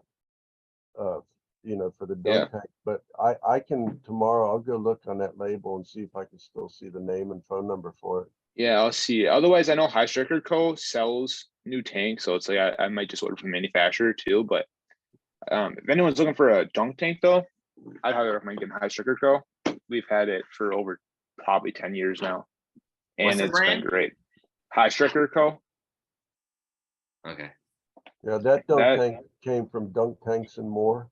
That's the name of the company that made that dunk tank. That dunk tank is 12 years old, I think. Okay. High Striker just changed. Has been great. ownership. They got bought out? Yeah. I just bought a collapsible dunk tank at Ayapa, and they were telling us they just bought the company. Oh, damn. Because High Striker Co., it's like anytime you needed parts from them, you literally could call them and they'd have it shipped out for you same day. So it's like if I need a part on one of my High Strikers or one of the dunk tank, like I replaced the seat that flips down on it, or like the backdrops wear out because it's going up against that aluminum bars. It gets like rust residue. I don't know what to call it, but anyways, High Striker Co. in terms of customer service, at least in my experience, it might be different out. They got bought out, but it's like they would literally ship it out for me same day, and they'd be like, "Yeah, as long as you have something powder coated, we'll send it out if they have it." And it's like they're awesome. It's High Striker Co. So HIGHSTRIKER.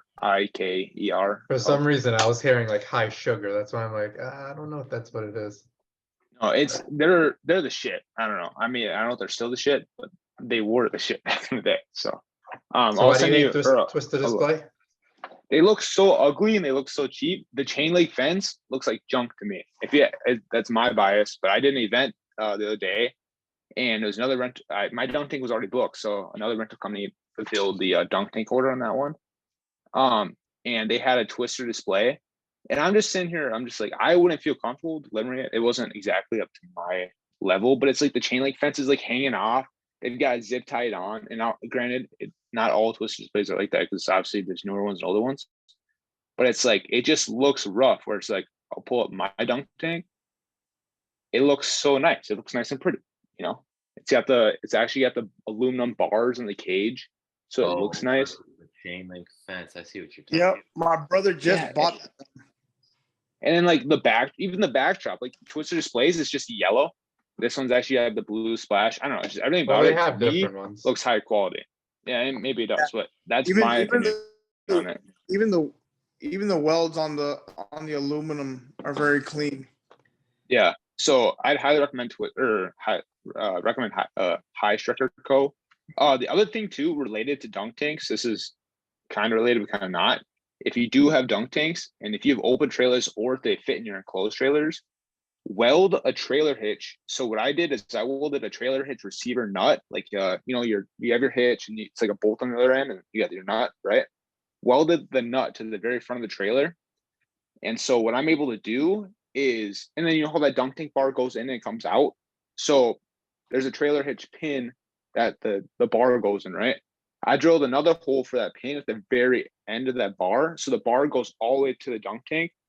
This is really damn confusing, but it goes all the way in, and you put the pin in, and then you can hitch your dunk tank on top of your trailer. So you can haul the dunk tank on top of the trailer, if that makes sense. And it makes it a lot easier to secure, because now you just have to do your regular trailer hitch, hook up in the front, and then we run one ratchet strap. But in terms of like training for staff, back again, making it easy for your staff, it's pretty hard to fuck up putting a damn hitch or hooking it on your trailer versus having to teach them how to run straps and do load securement with something as heavy as a dunk tank compared to an inflatable where it's 200 pounds. It's easy to secure down. A dunk tank's a little bit more challenging if you're gonna do it right. So I ended up that's just why. getting the one. I ended up just getting the one with the hitch attached to it. But if I ever were to get another dunk tank, it's when I have a warehouse, because those take up an enormous amount of space. Like I can fit like 6 or 7 units in the same space because my ceilings aren't tall enough. I store mine outside. We've always done it too. So if you They need the don't rust? space inside, I Because mean, a lot of the competitors have rusty ones. That's why I'm like, I don't want to do that. because think about it, the cage is all aluminum, and so the only thing you got left is the main frame and the bar thing that folds out.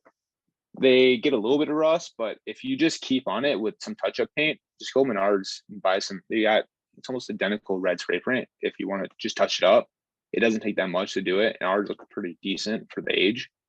Just keep up with the maintenance on it though. The other thing too with dunk tanks though is the freaking trailer. Yeah. Sorry, I don't mean to cut you off, but try this. Go get a wire brush, clean off the rust, and throw asphalt on it. That'll Asphalt? kill all your yeah, not asphalt, asphalt. OSPHO.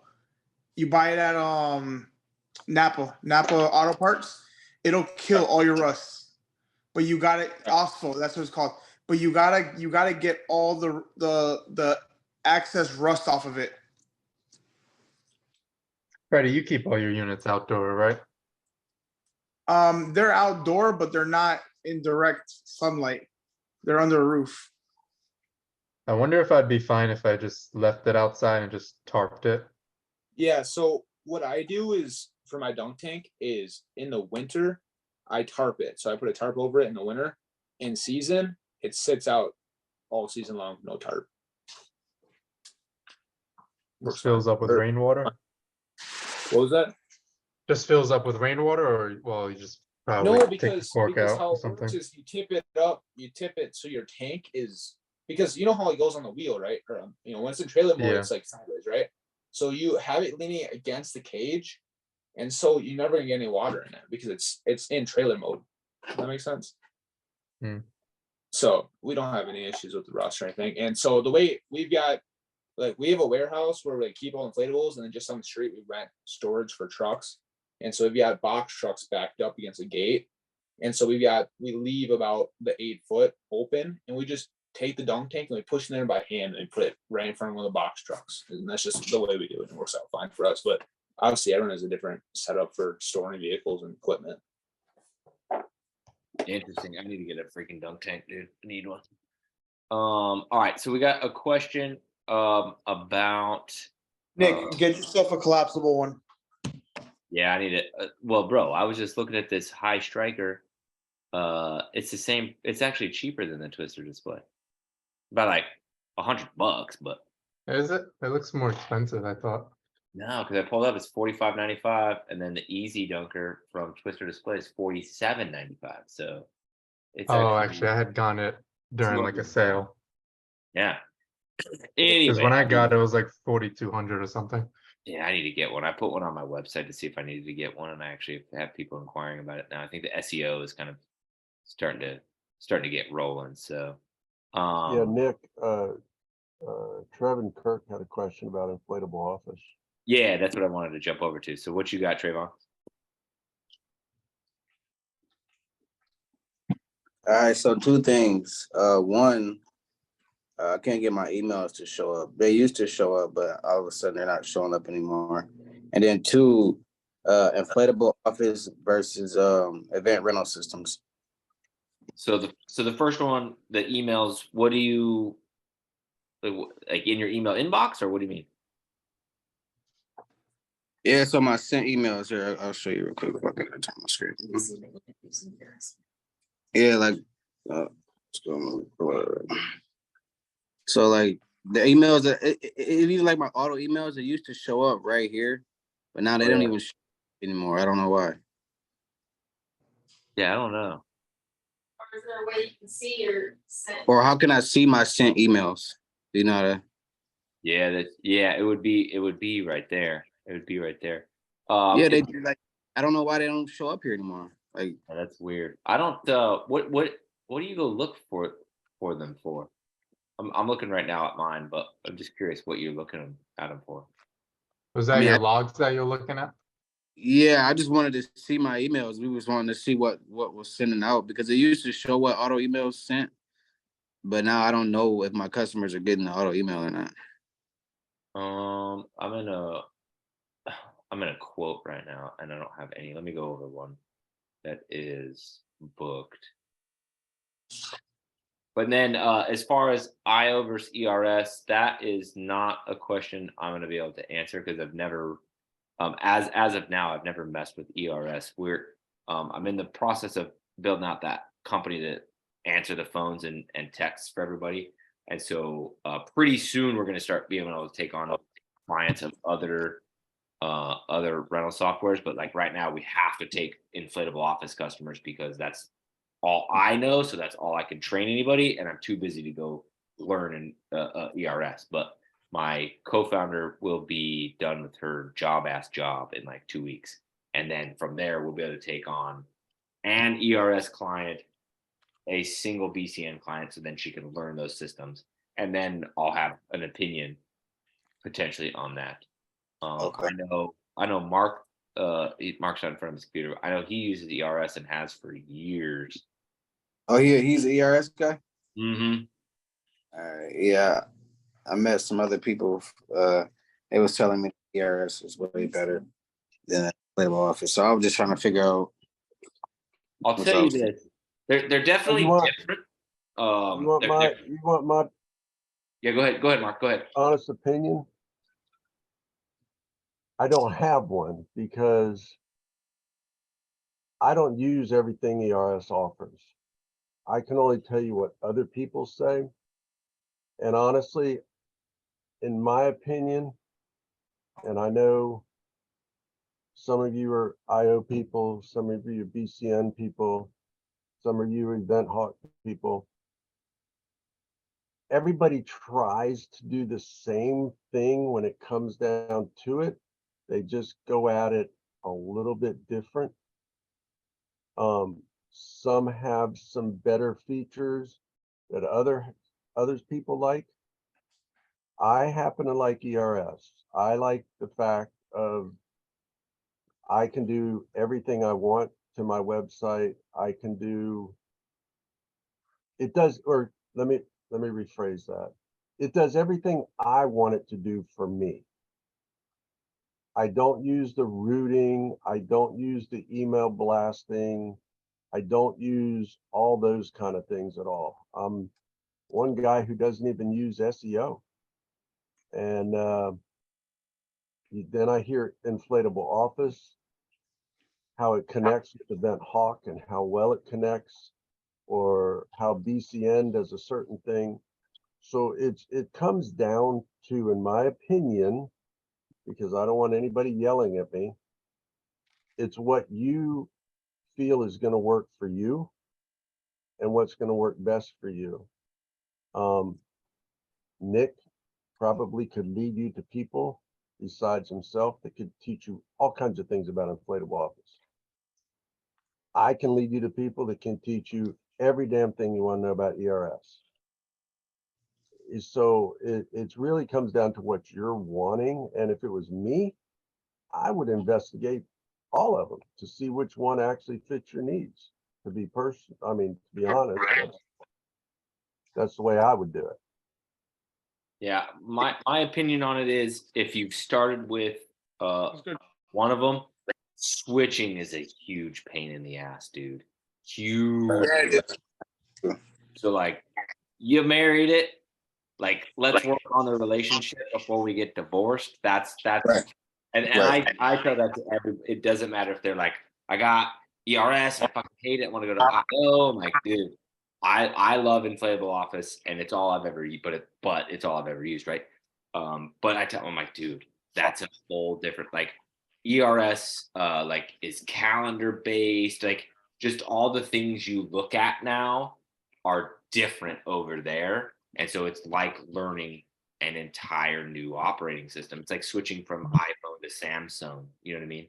Where it's like, you better really hate iPhone in order to switch to Samsung, because you kind of can't. I mean, you could go back, but right, it's another huge pain in the ass. So, and they all have their pluses and their minuses for sure, 100%. But are you in the inflatable office? What is it called? IOU, Inflatable Office Users Group on Facebook. Yeah. Yeah.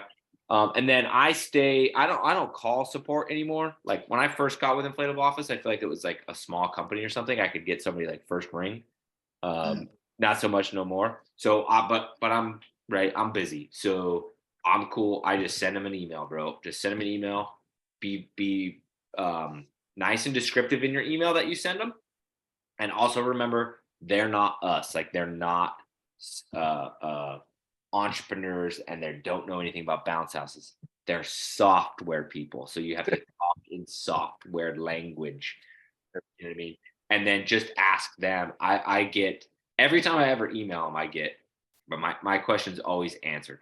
So that's kind of my suggestion. And then, of course, if it still frustrates you and you can't figure it out and you absolutely hate it, like, you know what I mean? Go find one that you like, because it's your booking software is like your lifeblood. Like, that's why we're all so passionate about dollies, motorized dollies, and booking software, because like our entire life is run by those. And if one of those two things breaks, like, your world is over. It's everything. So that's my suggestion. Here's my opinion on websites. Yeah, go ahead. I was always told by different people that went from BCN to IO, IO to BCN, BCN to ERS, IO to ERS. I spoke to a bunch of people, and everyone kept going back to this quote: look at who the big dogs are using. And when you look at these businesses that are making millions, they're using ERS. I don't know why. And to be honest with you, to me, it's kind of intimidating. Like, do I really want to jump into that pool with all the big dogs and get involved in ERS? And they might be great, but I'm just not ready to make that move. So, Yeah. like How everyone long else, has ERS been around versus IO? That's what I was just going to say. Because a lot of the I big dogs know. I have been out for like decades. So I Yeah. can understand why they use ERS versus IO. Because like what Nick said, you marry one and you don't really switch. I mean, right? I've had a conversation with somebody who's a very big company, and they're not pleased with who they have, and they want to switch. They have an account with somebody they want to switch to, and they still are with their original provider, because the notion. I mean, just imagine if you have 300 units, let's say, right? And some of them are modular combos. And so let's say you have 150 art panels. And so it's almost like you have, at that point, 450 units and all the SEO and all, like, dude, that's a lot. Like, you've been around for 10 plus years. You've got all that invested in one, and then you're going to go switch. It's like, bro, you just go to counseling before you divorce that. Like, that's a lot, dude. That's like having 8 kids. So I think that's why a lot of the big dogs have ERS, is because I mean, when I first started looking at rental software, it was 2020, and it was like BCN was like this big, IO was like this big, and then ERS was like Nike, like huge, the king, whatever. Now we're at a point where I, in my opinion, I think ERS is still the largest, but BCN and IO have caught up a whole lot, and everybody, to Mark's point, everybody's doing the exact same thing. They just got a different route to get there. You know what I mean? So find the one that you like and roll with it. And I'm super excited and proud of the industry that nobody fights over this shit anymore. And Trayvon, your questions with the inflatable office, I would just reach out to their support. That's not something that we could really help you with. Yeah, I'm If your looking at logs mine. aren't showing. Yeah, I'm looking at mine. I don't have auto emails listed under any of them. All of those are blank. I've never looked at it till today. But that's kind of Oh, my wait. personality. I'm not saying you shouldn't look at it. I'm just saying that's my personality, is like, I just put it into the hands of the pros and Was trust. he looking at auto emails or log? I might have missed it. He had auto emails opened, and then, oh yeah, the Because log. log is where you'll see the emails. That's right. I do look at that. So go, How to get to the logs? I haven't done that. It's underneath it's like 3 below or whatever. Sorry, I had missed when you were going over it. I'm going to share my screen right now. Just trying to make sure that there's nothing in here that's too personal for this person. Okay. Unclick your Pornhub. No, the person. Where is log at? Hold on. I just gotta make Oh, sure, okay, I see it. So show off anybody's personal information. That's all I'm worried about. Yeah, if you click the log, you should be able to see your emails. If there's any emails. I see. Thank you. Do you see it now?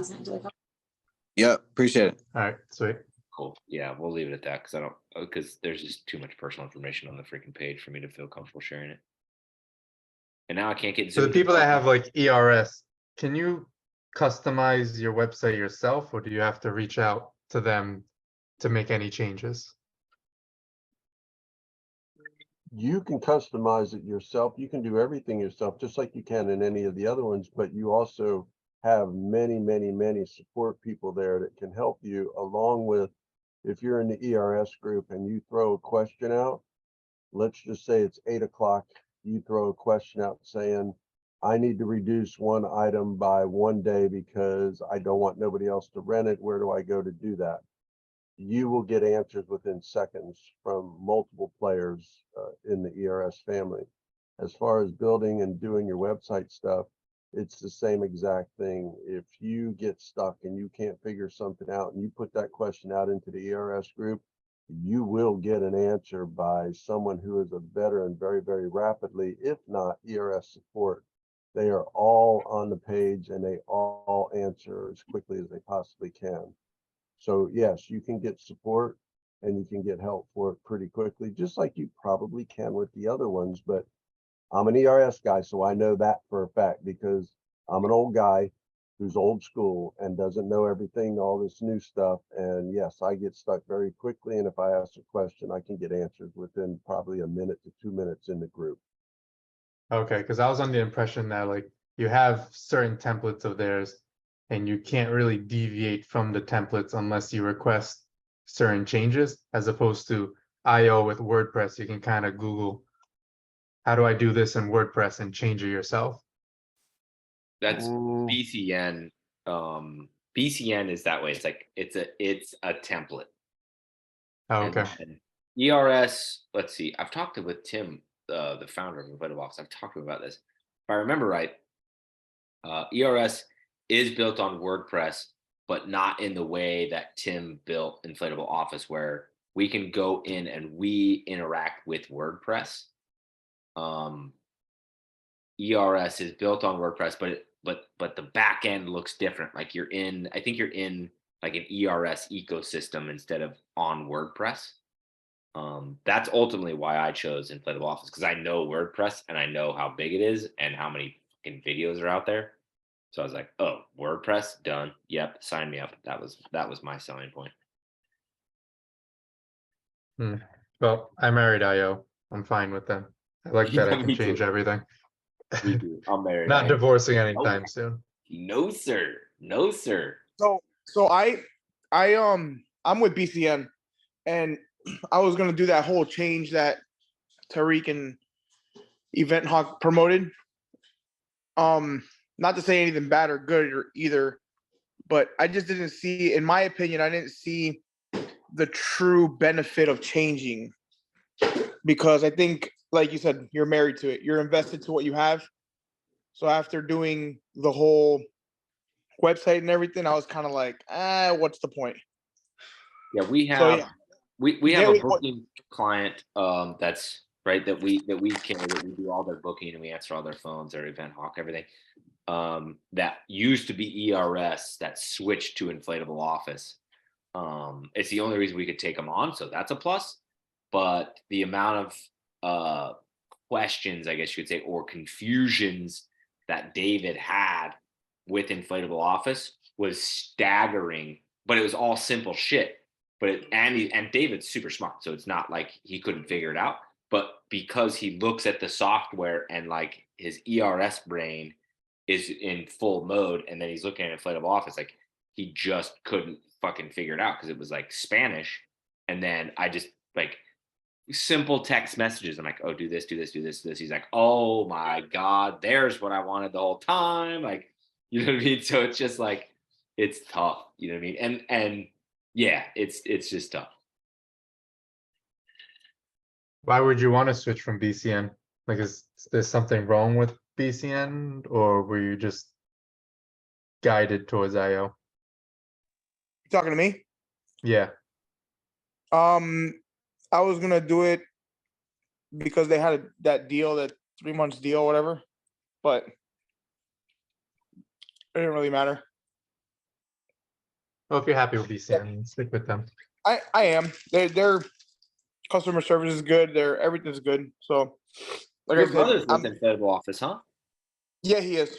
He has Inflatable Whales and Event Hawk, Oh, okay. and that's what he started.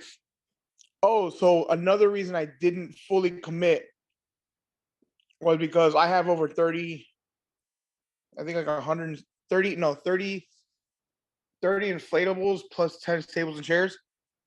And the price per month was like 160 a month. So it's like $100 a month, $160 a month. Yeah, Kind of stuck with it. Like, so on Inflatable Office, tables, regardless of how many you have, tables is one item, even if you have 40. Chairs is one item, even if you have 200. Like I have multiples of 3 different units, right? But those 3 count as 3 because I have 2 of the same obstacle course, 2 of 2 different jump orange slides. Yeah, in his case, he was bumping up from the 35 item plan to the 100. Yeah, it's a lot. Right. Plus the website. Yep. And the Event Hawk and the Google Ads. So it was almost like $500 a month or something like that. So I was like, I ain't ready for that kind of turn. I just actually upped my Google ad spend 4x today. Eesh. So but okay. So You're here's making good money. Yeah, so here's my justification though, right? So I was actually texting with Joe Parker of Event Hawk, right? Jana's husband. And I was like, I was like, I think I should up my my budget. And he's like, well, you need to make sure you have this and this and this and this, like, right, units, guys, trucks, trailers. And it's kind of like, yeah, I feel very, very, very, very confident in all of those things. And I have access to extra ones in case of emergency. And so he was like, well, we just started because I just restarted my Facebook ads campaign when I was texting with him. So this is, I think, 2 weeks ago. And Facebook ads are now live. And I'm really liking what they did, and things are good. But I'm like, fuck this. I think we could be busier. So I went in and quadrupled my ad spend on Google this morning. I did it at like probably 6:30 in the morning. Holy fucking God. The phones today, the phones and text, like all the Event Hawk was bananas. Like, so crazy. I don't even know how to explain it. Like, it was almost like it was like the week of 4th of July today. And so the way I justified all of this, though, is because not only do I have all of the people, but I'm like, it doesn't matter what you set your limit to on Google, as long as you have the inventory and infrastructure to handle it, right? Because every click costs me $1.43 on average, right? $1.43 per click. And then they go to the website, and I'm confident in my website, and I have the Event Hawk funnel and blah, blah, blah, blah, blah, blah, blah. So I'm like, if I just send it to infinity, I may be spending more money to Google, right? But like, the bookings should kind of hockey stick with it, right? In theory, am I crazy? I don't know. So I just like, fuck it.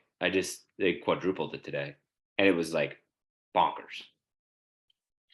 But is that right? Am I thinking through all of this correctly? I'm kind of like using you guys as like the litmus test here to make sure I'm not out of my mind. Well, just check out how much you end up spending and if you feel like it's been converting. I had upped it at some point, but I upped it in like the wrong way. And I'm like, ooh, I am spending way too much money. So I backtracked. And now I think I'm at a good point. When I first started, I didn't know what I was doing. I did like $10 a click or something. When I tell you I almost had a heart attack, that crap sucked. And then that's Yeah. when I went to the Event Hawk. My problem was Oh, when right. I put $4 a click and I'm like, ooh, this is bad. And I put it right back down. Yeah, I did a whole ass thing with I don't remember how the order of this went down. I think it was, I watched one of Tariq's videos of how to do your own Google ads, finished the Google ads, knew I made it crappy, and hired them. And then I think I had him on the YouTube channel like that same week or something. I think that's the right order. But yeah, it was same thing where I'm like, oh, I know this is not correct. Like, let me just like, it's well worth the money. Trayvon asked, so is Event Hawk and IO connected or two different softwares? So I get a version of that question really often where actually the question I usually get is, should I get Inflatable Office or should I get Event Hawk? And I'm like, the branding is messed up somewhere, but they're not my company, so that's not my monkey, right? But they're two different things. Okay, so Inflatable Office, you know what Inflatable Office is, right? Booking software, website, Event Hawk, basically, you can think of it like it plugs into that. And so if you go to my website, and you'll see the little pop-up that pops up and says something flash sale, get a coupon, whatever. The whole point of that pop-up is you click on the button, and then it takes them to a page where in order to get the coupon, they have to put in their phone number, their email, and their name. Okay, so then at that point, they go into what I call the Event Hawk ecosystem. Okay, they're still on your website, they're still shopping, they're whatever. 5 minutes later, the Event Hawk system sends them a text message automatically. Like, we don't touch any of this, right? That says, hey, this is the jump off. Saw you on our website looking at party rentals. Wanted to make sure we have availability. What is your party date? Okay. We don't ever see any of this.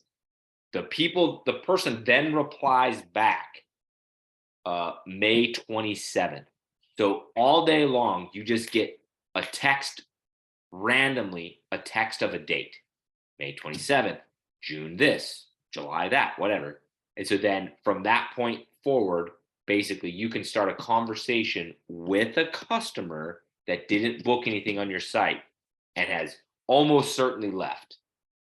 So a person comes to your site, fills out the coupon thingy, leaves and books nothing. They get a text message, quote unquote, from you asking what's the date of their party. Then you start a conversation and you can book a lot.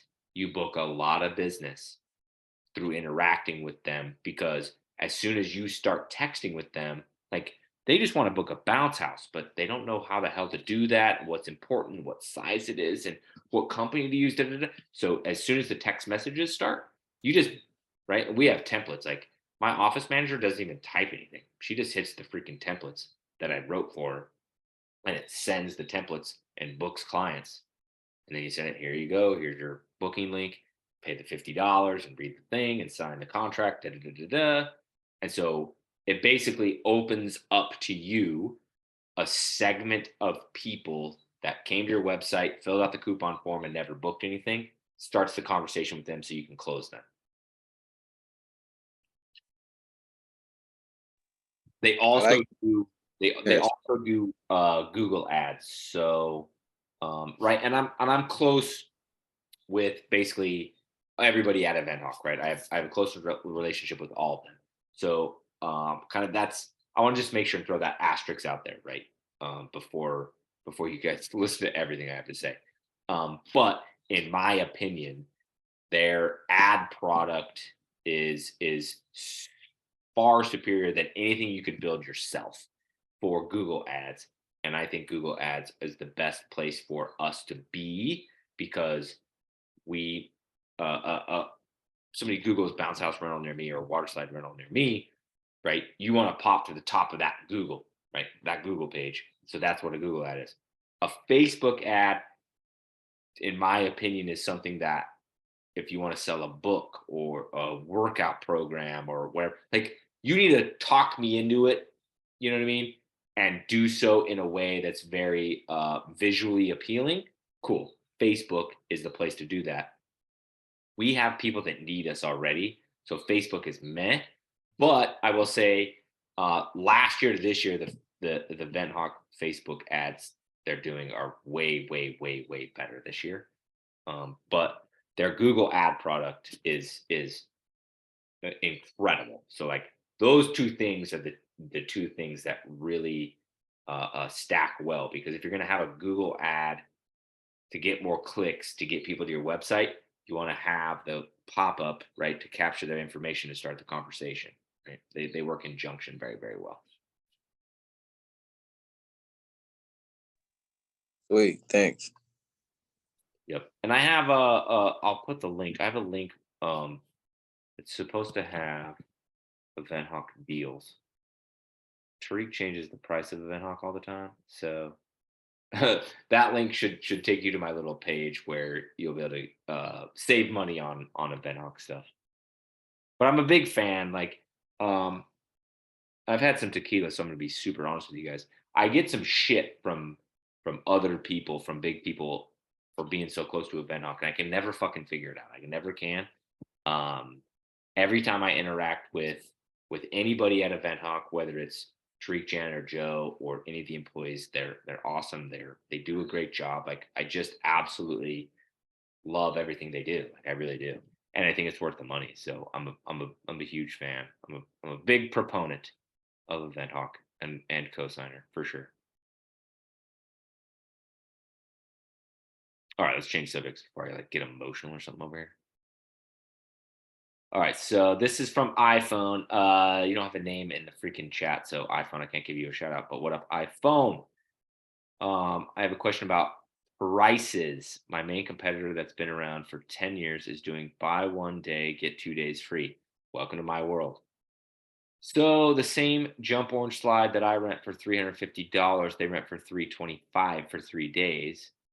Now for single days, there's rents for $325 for 5 hours. Okay, that's kind of long. Sorry, I'm trailing off. Okay, So basically what you want to do is you want to position yourself. So let me back up. In the market that I'm in, we started the jump off doing I think we did Friday to Sunday rental, right? Because we had fucking jobs. We had to figure out how to do this with jobs and kids, and we had like a newborn at the time.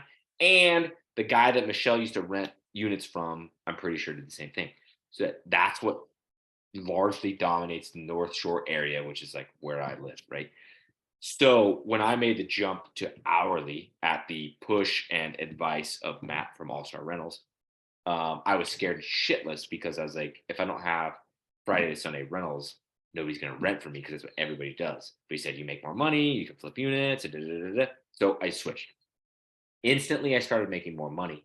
But what I didn't anticipate happening that happened was I was able to position myself in the market as the premier service, right? Without charging more. Truth be told, most people actually charge a little more than I charge, but they're Friday to Sunday, whereas I'm 6 hours, right? On the website, I'm 6 hours. We leave everything overnight, but to them on the website, I'm 6 hours, okay? But in doing that, I was able to position myself as the Louis Vuitton, if you will. Like, I don't think that highly of the jump off, but just trying to make an analogy that will make sense. So switch to doing hourly or go all in at doing hourly. My intuition tells me that your competitor that's been doing this for 10 years that does all weekend rentals isn't very into the business anymore and or never was. Okay. This guy or gal that owns that company probably still works a regular ass job.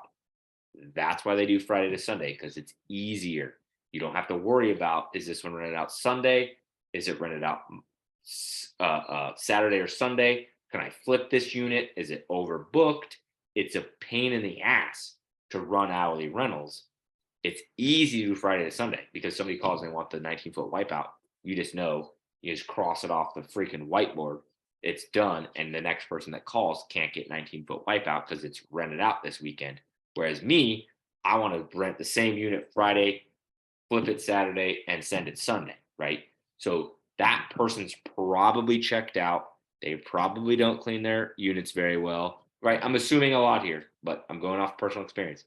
And you can position yourself as high customer service, high touch, premier service in the area and really, really, really make a name for yourself in the places that it matters.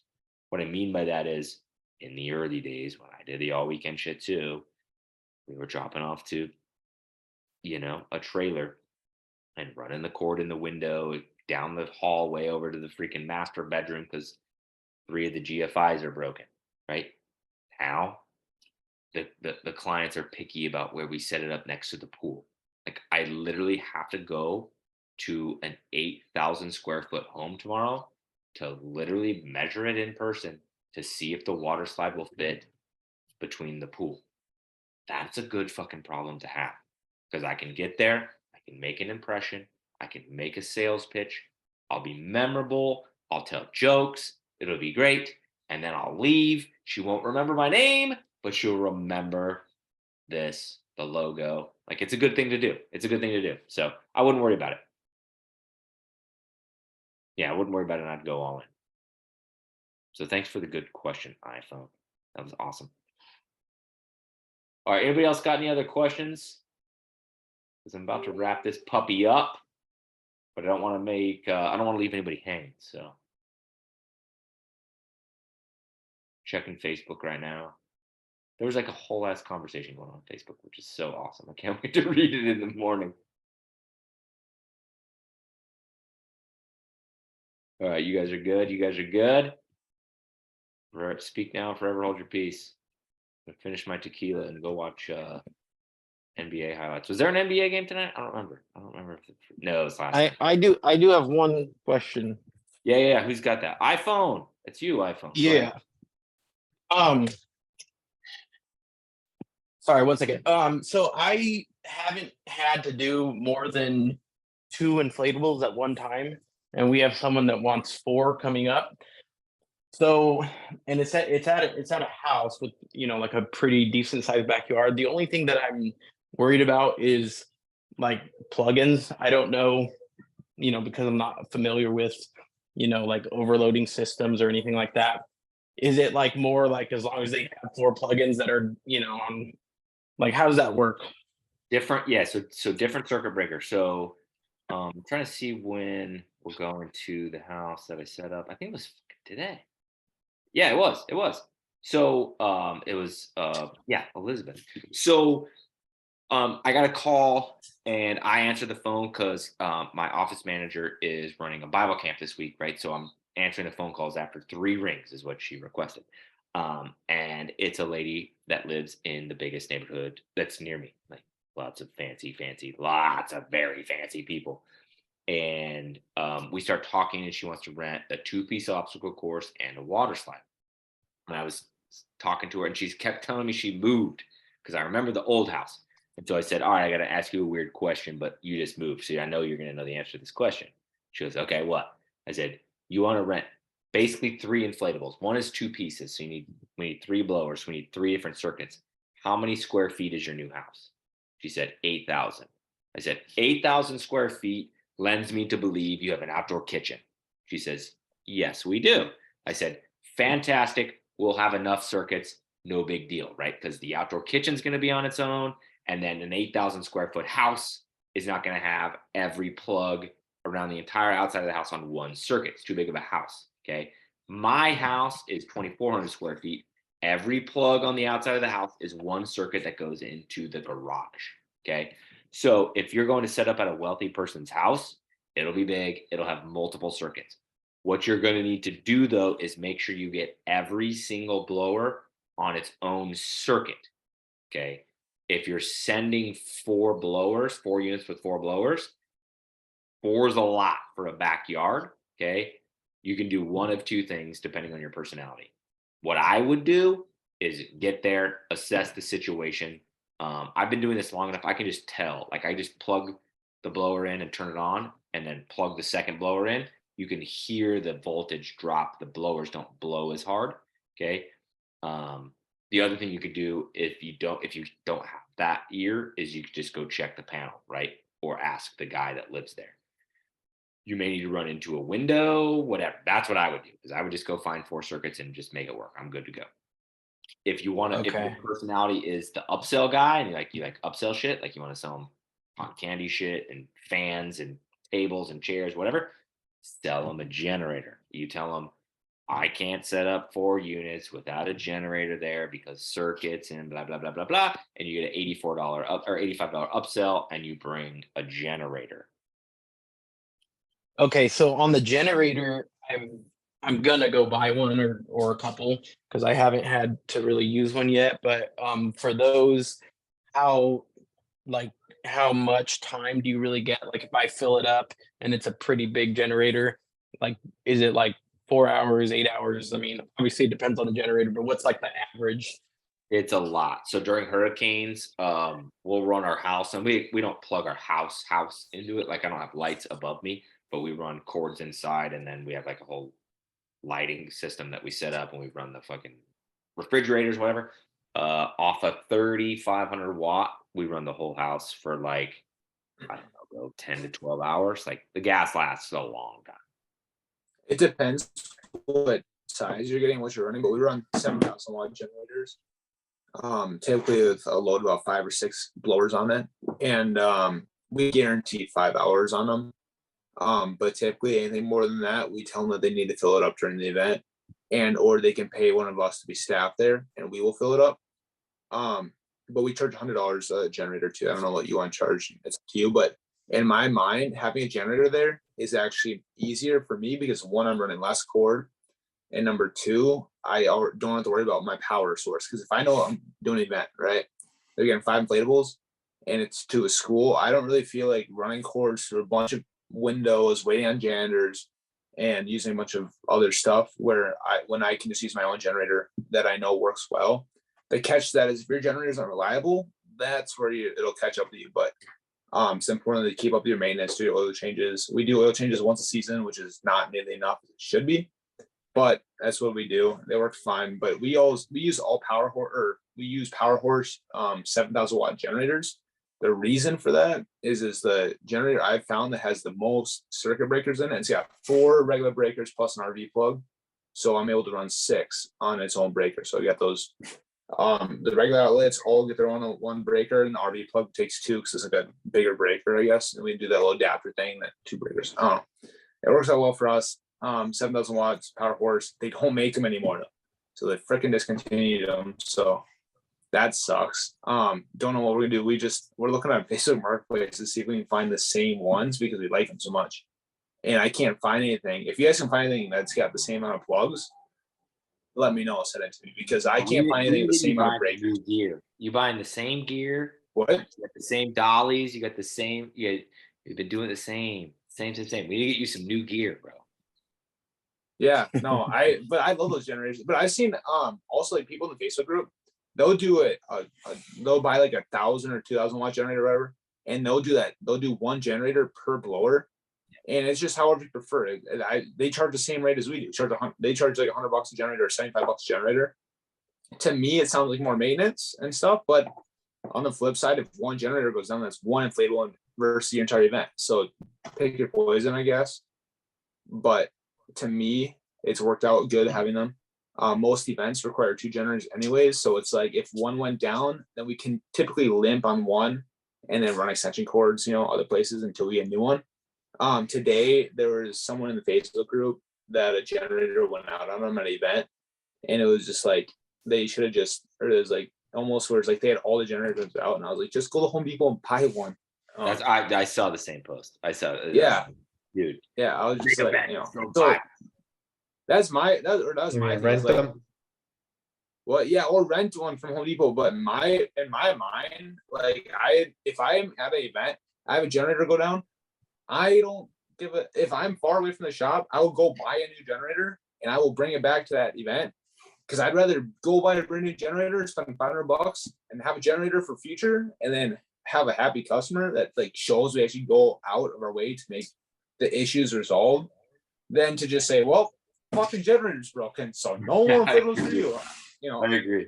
It's like, it's like, show that you actually care, because I was trying to explain that Facebook post, but these customers, to you, is just another event. That's what we do. It's literally another check off the list. But to them, they spent months planning this event, making sure that they're gonna have their volunteers, making sure that they're hiring a reputable company that's gonna have quality products and actually show up, right? And so when you show up and you don't have equipment that works, do you know how like stressed out it is? So no wonder they're going to chew you out at the moment. It's how you take care of it. And I've had it. I said in my comment too, is I've had countless times where it's like something's happened, where it wasn't necessarily our fault, but we had the power to fix it or help resolve it. And we do that, and we, my staff do a good job, and then my office guys, and me do a good job, right? I say office guys loosely. It's me and my father is the office guy. So however you want to call that. So, do our best job to make it right. And it's like, I'll get emails or calls, following the event, and they'll say, hey, I know I went off on you and your guys. I want to apologize about that. And I go, you guys handled the situation greatly. You guys made it right. You knew the generator went out. You guys went and you bought a new generator for me, or you guys, whether it be discounting the rate, whatever it is, we do whatever we do to make it right, and that's important to me and my dad, I guess, and how we run it. And so that's another thing too. It's like a lot of times when you or your guys fuck up, the best thing to do is have someone high or like important, or like me or like my dad, I guess, the owner, right? Call them and be like, hey, what can we do to make it right? And let the customer decide is the number one thing that I learned from my dad. Because a lot of times what the customer has in mind to make it right is a lot less than what I was thinking of doing. I was thinking about doing a 50% off this rental or whatever, like refund, like a big refund or something, A lot of times all the customer wants to know is just like that you see that's a problem, and it's like you want to actually fix it, And so, do what you have to do to make it right. But it's how we keep our customers, and it's how we keep a good rating, I guess, is just understand that everyone's human, and just don't be a dick. That's the biggest thing. Yeah, that's what I mean. But you can't teach that. Like there's people that understand that are excuse me, that are in business, and then there's people that get annoyed. And it's like, dude, you can't get annoyed. Like, I understand that your generator broke, and I understand that that's frustrating, and I understand that you got to like problem solve now. But I'm with you where it's like, bro, I want you to go buy a new one, and then I don't want you to take the plastic off it until you get to the site. Like, rip the plastic off as you put the gas in. Like, make it dramatic. Like, I just went and bought a new generator. We're here. And then when they're like, I'm so sorry you had to buy this new generator, it's like, why would you be? Like, why would you be sorry? But anyway, back to the original question. Did you see how complicated Ryan's answer was around generators? That's why I'm going to run plugs in the freaking house, because that's just my personality. I would rather run them in the house than do the generator thing. And then to answer the generator question before it comes, what watt generator do you need? I don't freaking know what watt generator you need. Okay, I literally don't know.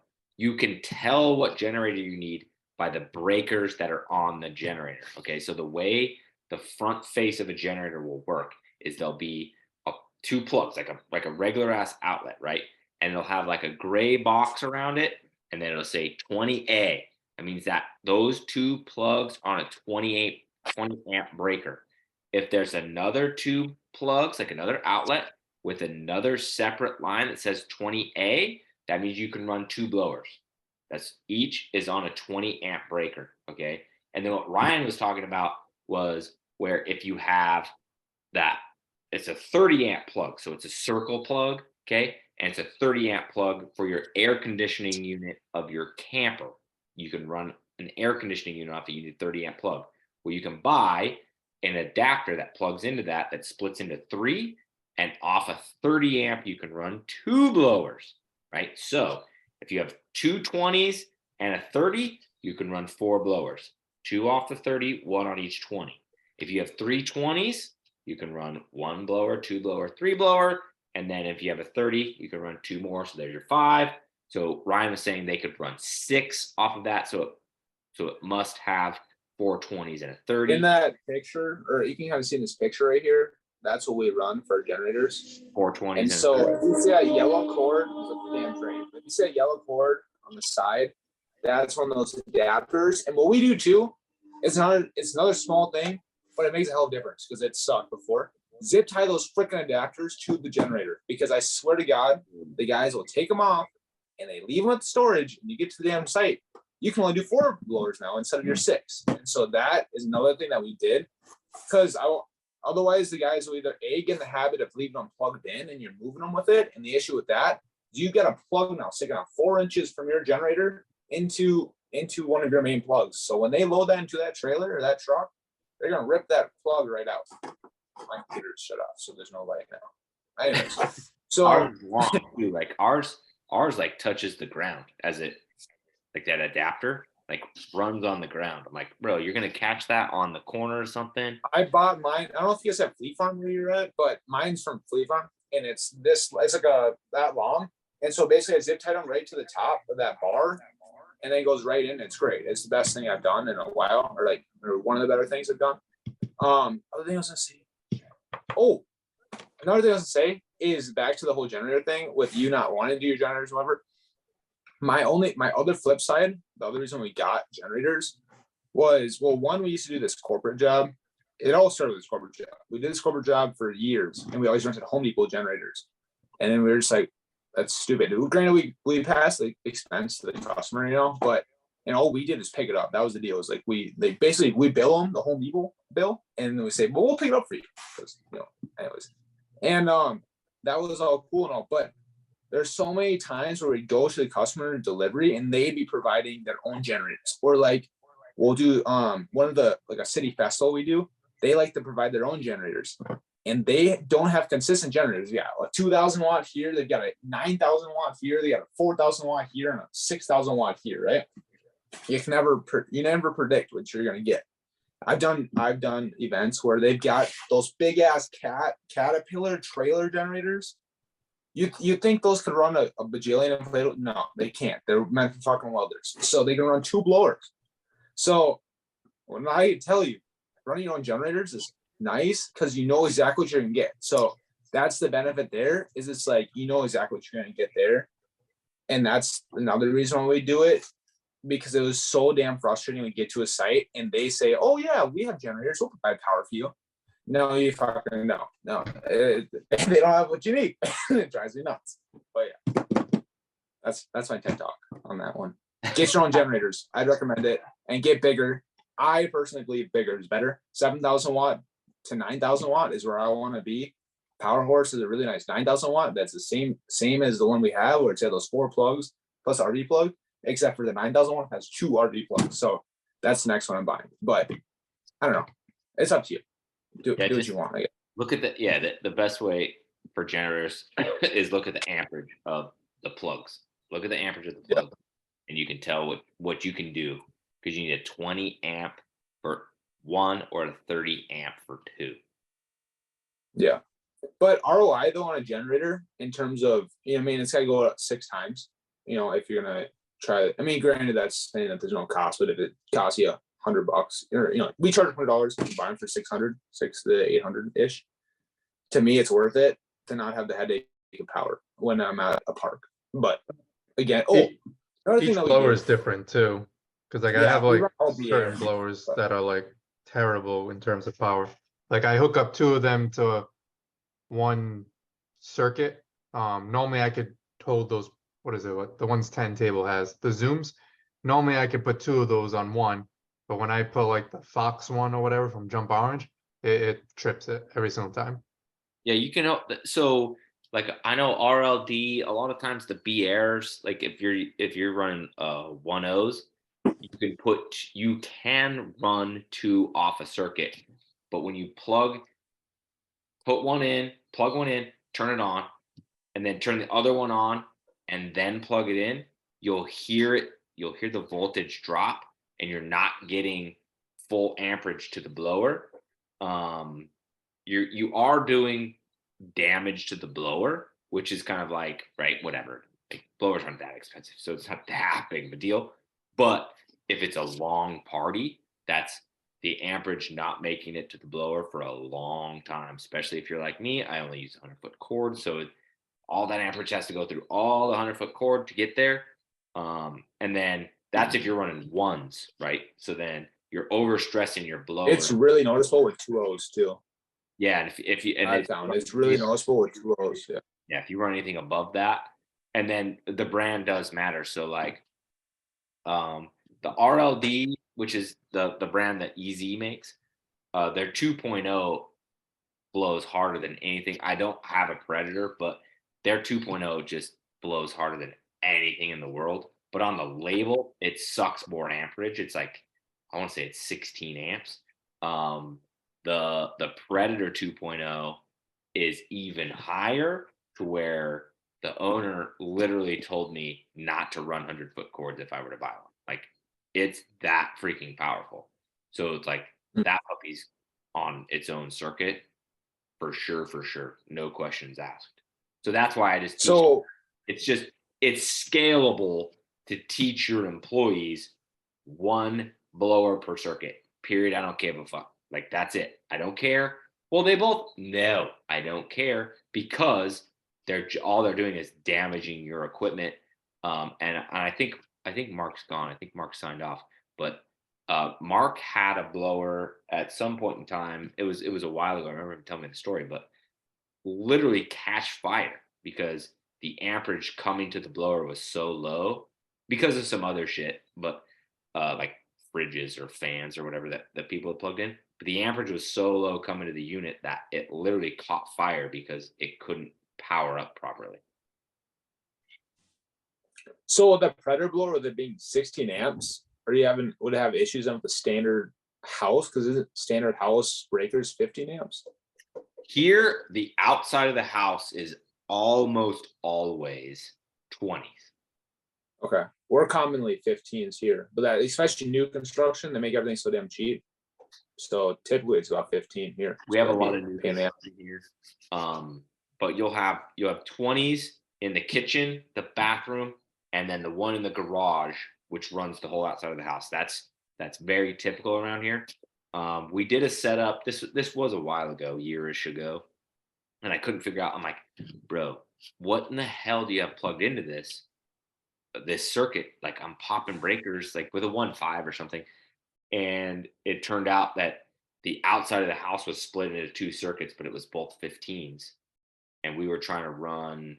I don't remember the whole situation, but like the one I was trying to run off of had like a fridge, a freezer, a fan, a TV, the internet, blah blah blah blah blah blah, blah all this stuff. So I couldn't run because it was a 15, not a 20. But we ran whatever around the corner. It was fine.